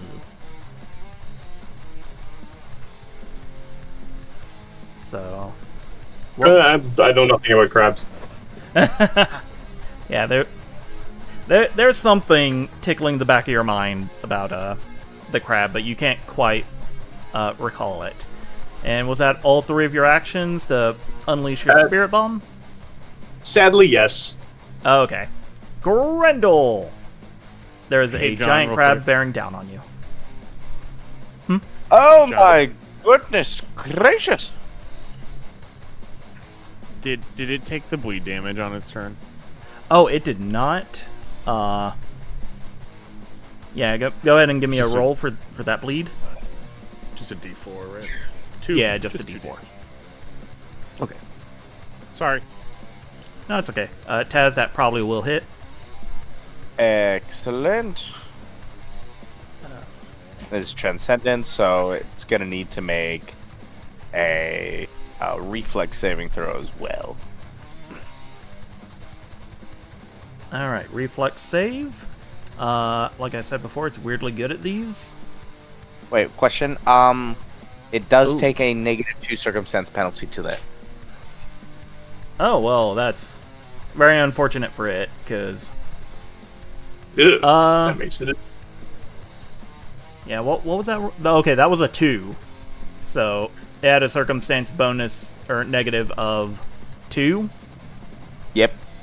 Okay, so does a flat 7 pass the check? Yeah. Alright, how much bleed did you give it? Alpha?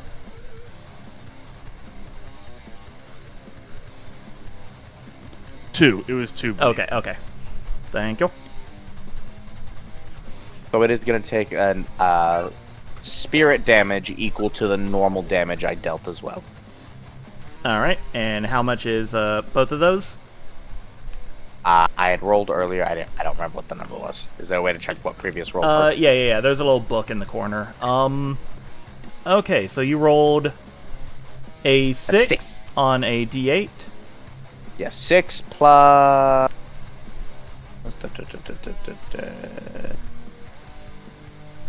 Plus my dexterity, so 6 plus 3 for a total of 9. So 9 physical and 9 spirit.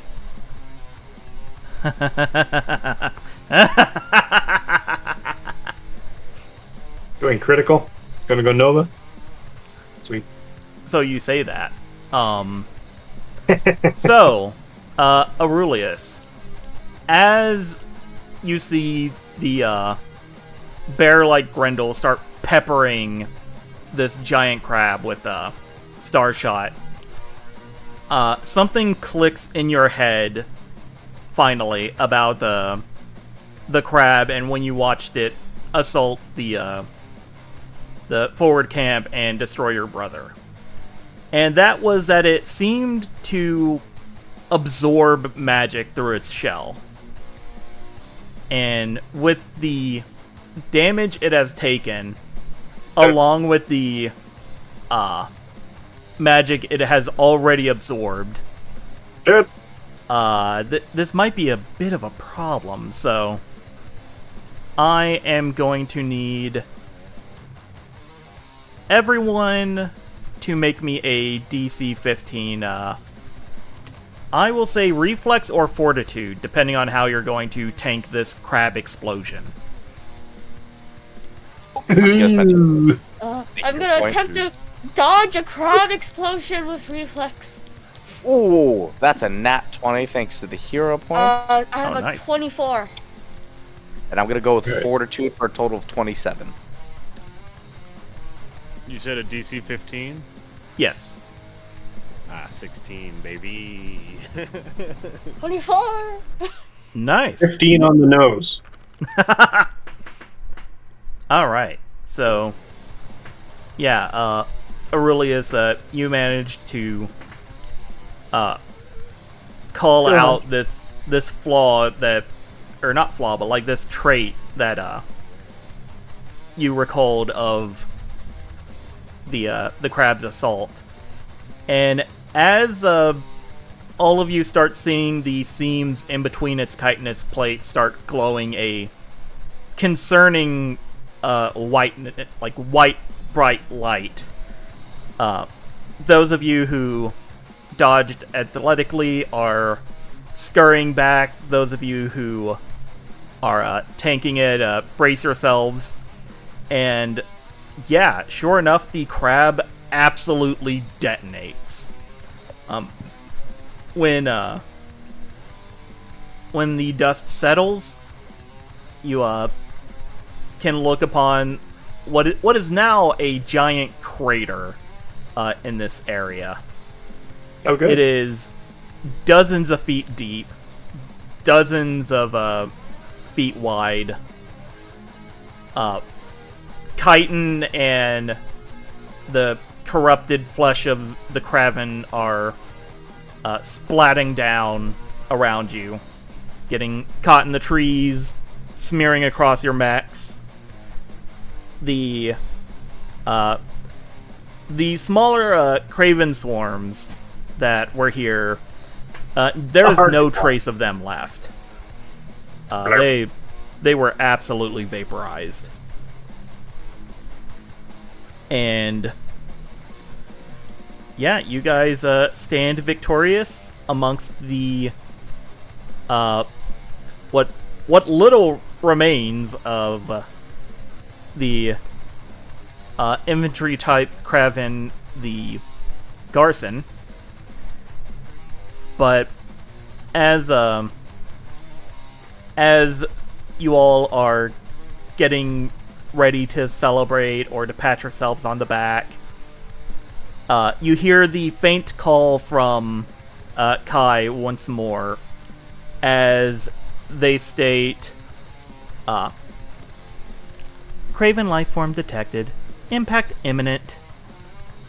Yes! And yes!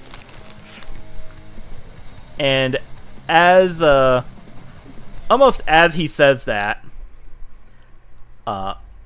you lot hear this screeching, grinding sound like a firework that has been bass boosted. And then you barely see it as this large dark form impacts the ground where the Garson was. And as you look down into the crater, you see a humanoid shape start standing up. It is very sleek. You see several tendrils flowing off of it. You see its right arm looks like a giant, pincer almost. And since we have gotten to him, I'm going to show the art for him on the stream and also drop it into the chat as well once I get to it. Hey Alpha, give me a warfare check, why don't you? Oh, okay. Can I hero point this? You sure can. It's my last one, baby. I want to know. I need to know. That is a 17. 17. So yeah, you look at this thing and you are intimately aware that this is the Harbinger. It is the last Craven you saw before your untimely shutdown. And it is potentially the one that wiped out the whole Volmail mech facility. Why is it We so have big? comms. Yeah, you guys have intercoms throughout your mechs. I say, that is the prime directive. Destroy the Harbinger. Almost as though it heard you, you see its head just casually turn to look at Tau 00, and it will raise its giant pincer claw, and we will end the session there. Yeah. Well Dang. Yeah. So, Boy. yeah. Let's go ahead with our outros and where all of you fine folks can be found, starting with Saria. Okay. Let me see. I have 10% discount commissions going on. Yay, right now. And you can find all that kind of information stuff on, like, my Blue Sky at, Saria Howard. Blue Sky. Same with Instagram, same name. And if I sound less gross eventually, I hope to start streaming on Twitch. Animal the Elements. Hopefully. I was gonna do it last week, but then... That's it for me. Alright. So, next up, we have Fisher. Hey, I'm Fisher. You can find me on Twitch at Franchise Fatigue. Right now, I'm playing BioShock. Is my big main game at the moment. We're kind of running through a bunch of the immersive sim shooters, especially the Shock series of games, System Shock, BioShock, and then we'll probably get into Dishonored and stuff like that. That's my focus right now. I also run games and play in games on this channel and also on Bacon Flavored Pods. And at the end of the month, Saturday, January 31st, we're coming back with Space Surfers and continuing our Scum and Villainy Forged in the Dark engine game, which should be a lot of fun. So I'm excited for that. All right. Alejandro. Hello, ladies and gentlemen. My name is Alejandro, also known as the Greedy Dragon. Thank you for joining me as I played Taz today. If you want to see me post about random TTRPG stuff, anime, and whatever else I want to talk about, please follow me on the Greedy Dragon on TikTok, Instagram, YouTube, and I'm trying to post on Blue Sky more. I'm just very bad at it because I forget about it. Gonna be real. All right. And rounding out the players, we have Mike. As for me, you can catch my pre and post COVID cosplay adventures at Canadian Captain America on Instagram and TikTok, CDN Captain America on Instagram. No, Instagram, TikTok, CDN Captain America on Blue Sky and the other app. And you can catch me here because I run the joint. And it keeps me busy because we have lots of games, not including but not limited to this game every 2 weeks, and then we have a concurrent D&D game run by Alejandro on the other Mondays. We have two every 2 weeks, bi-weekly D&D games on Tuesdays at 6 p.m. Pacific. We have a game at 9 a.m. Pacific on Saturdays. Starring some, all of them variously starring some Would Be Heroes alumni, and that's all of mine. But again, like Fisher said, we have a Scum and Villainy game happening every second Saturday at 4 p.m. Pacific, and we have a Cypher System game happening on the opposite Saturdays to that at 1:30 Pacific, and its finale is coming, and after that, Fallout? Question mark? Leave that up to John. Hello, I'm John. I'm the GM of this game. Also, as a point of housekeeping, since we have officially started using it, we are using the Mech Finder playtest material. I was really hoping the full thing would have been out by now, but they have encountered some issues with their layout artist, I believe. And if I'm wrong, that is on me. Please do not blow up their layout artist. But yeah, so things may change going forwards as, like I said, this is the playtest material and not fully realized. Yeah, when the book comes out, the mech characters might be changed in unforeseeable ways. But for now, we are working on the scaffolding of a system and making judgment calls when we encounter them. I'm sorry, did someone shine a sniper dot on the Harbinger? Or is someone about to shoot me through my window? Anyways. Concern. Concern. Uncertain. We'll find out later. But yes, I run a... Talk about the layout. Yeah. As Mike said, I run this game here every other Monday, swapping off with Alejandro's Nexus tournament. I also run every Friday a break campaign, the Twilight Labyrinth, where Saria's there. On Bacon Flavored Pods, I run a Beacon campaign, Evilise Rogues, set in the world of Final Fantasy XII. I am also running a horror sci-fi western game in the Manifest system, and Fisher's there for that. And yeah, depending on how the cards fly off the boat like Exodia, I may be running a Fallout campaign soon once Gilded Age is done. And yeah, also I draw for money. If you have too much money and need a draw, I can do that. So yeah, I think that is it for all of us. We will see people next time. Yeah, I think literally the outro I picked for this was "Until next time," but I don't recall, so we're gonna assume it's that and carry on. How they're mech properly.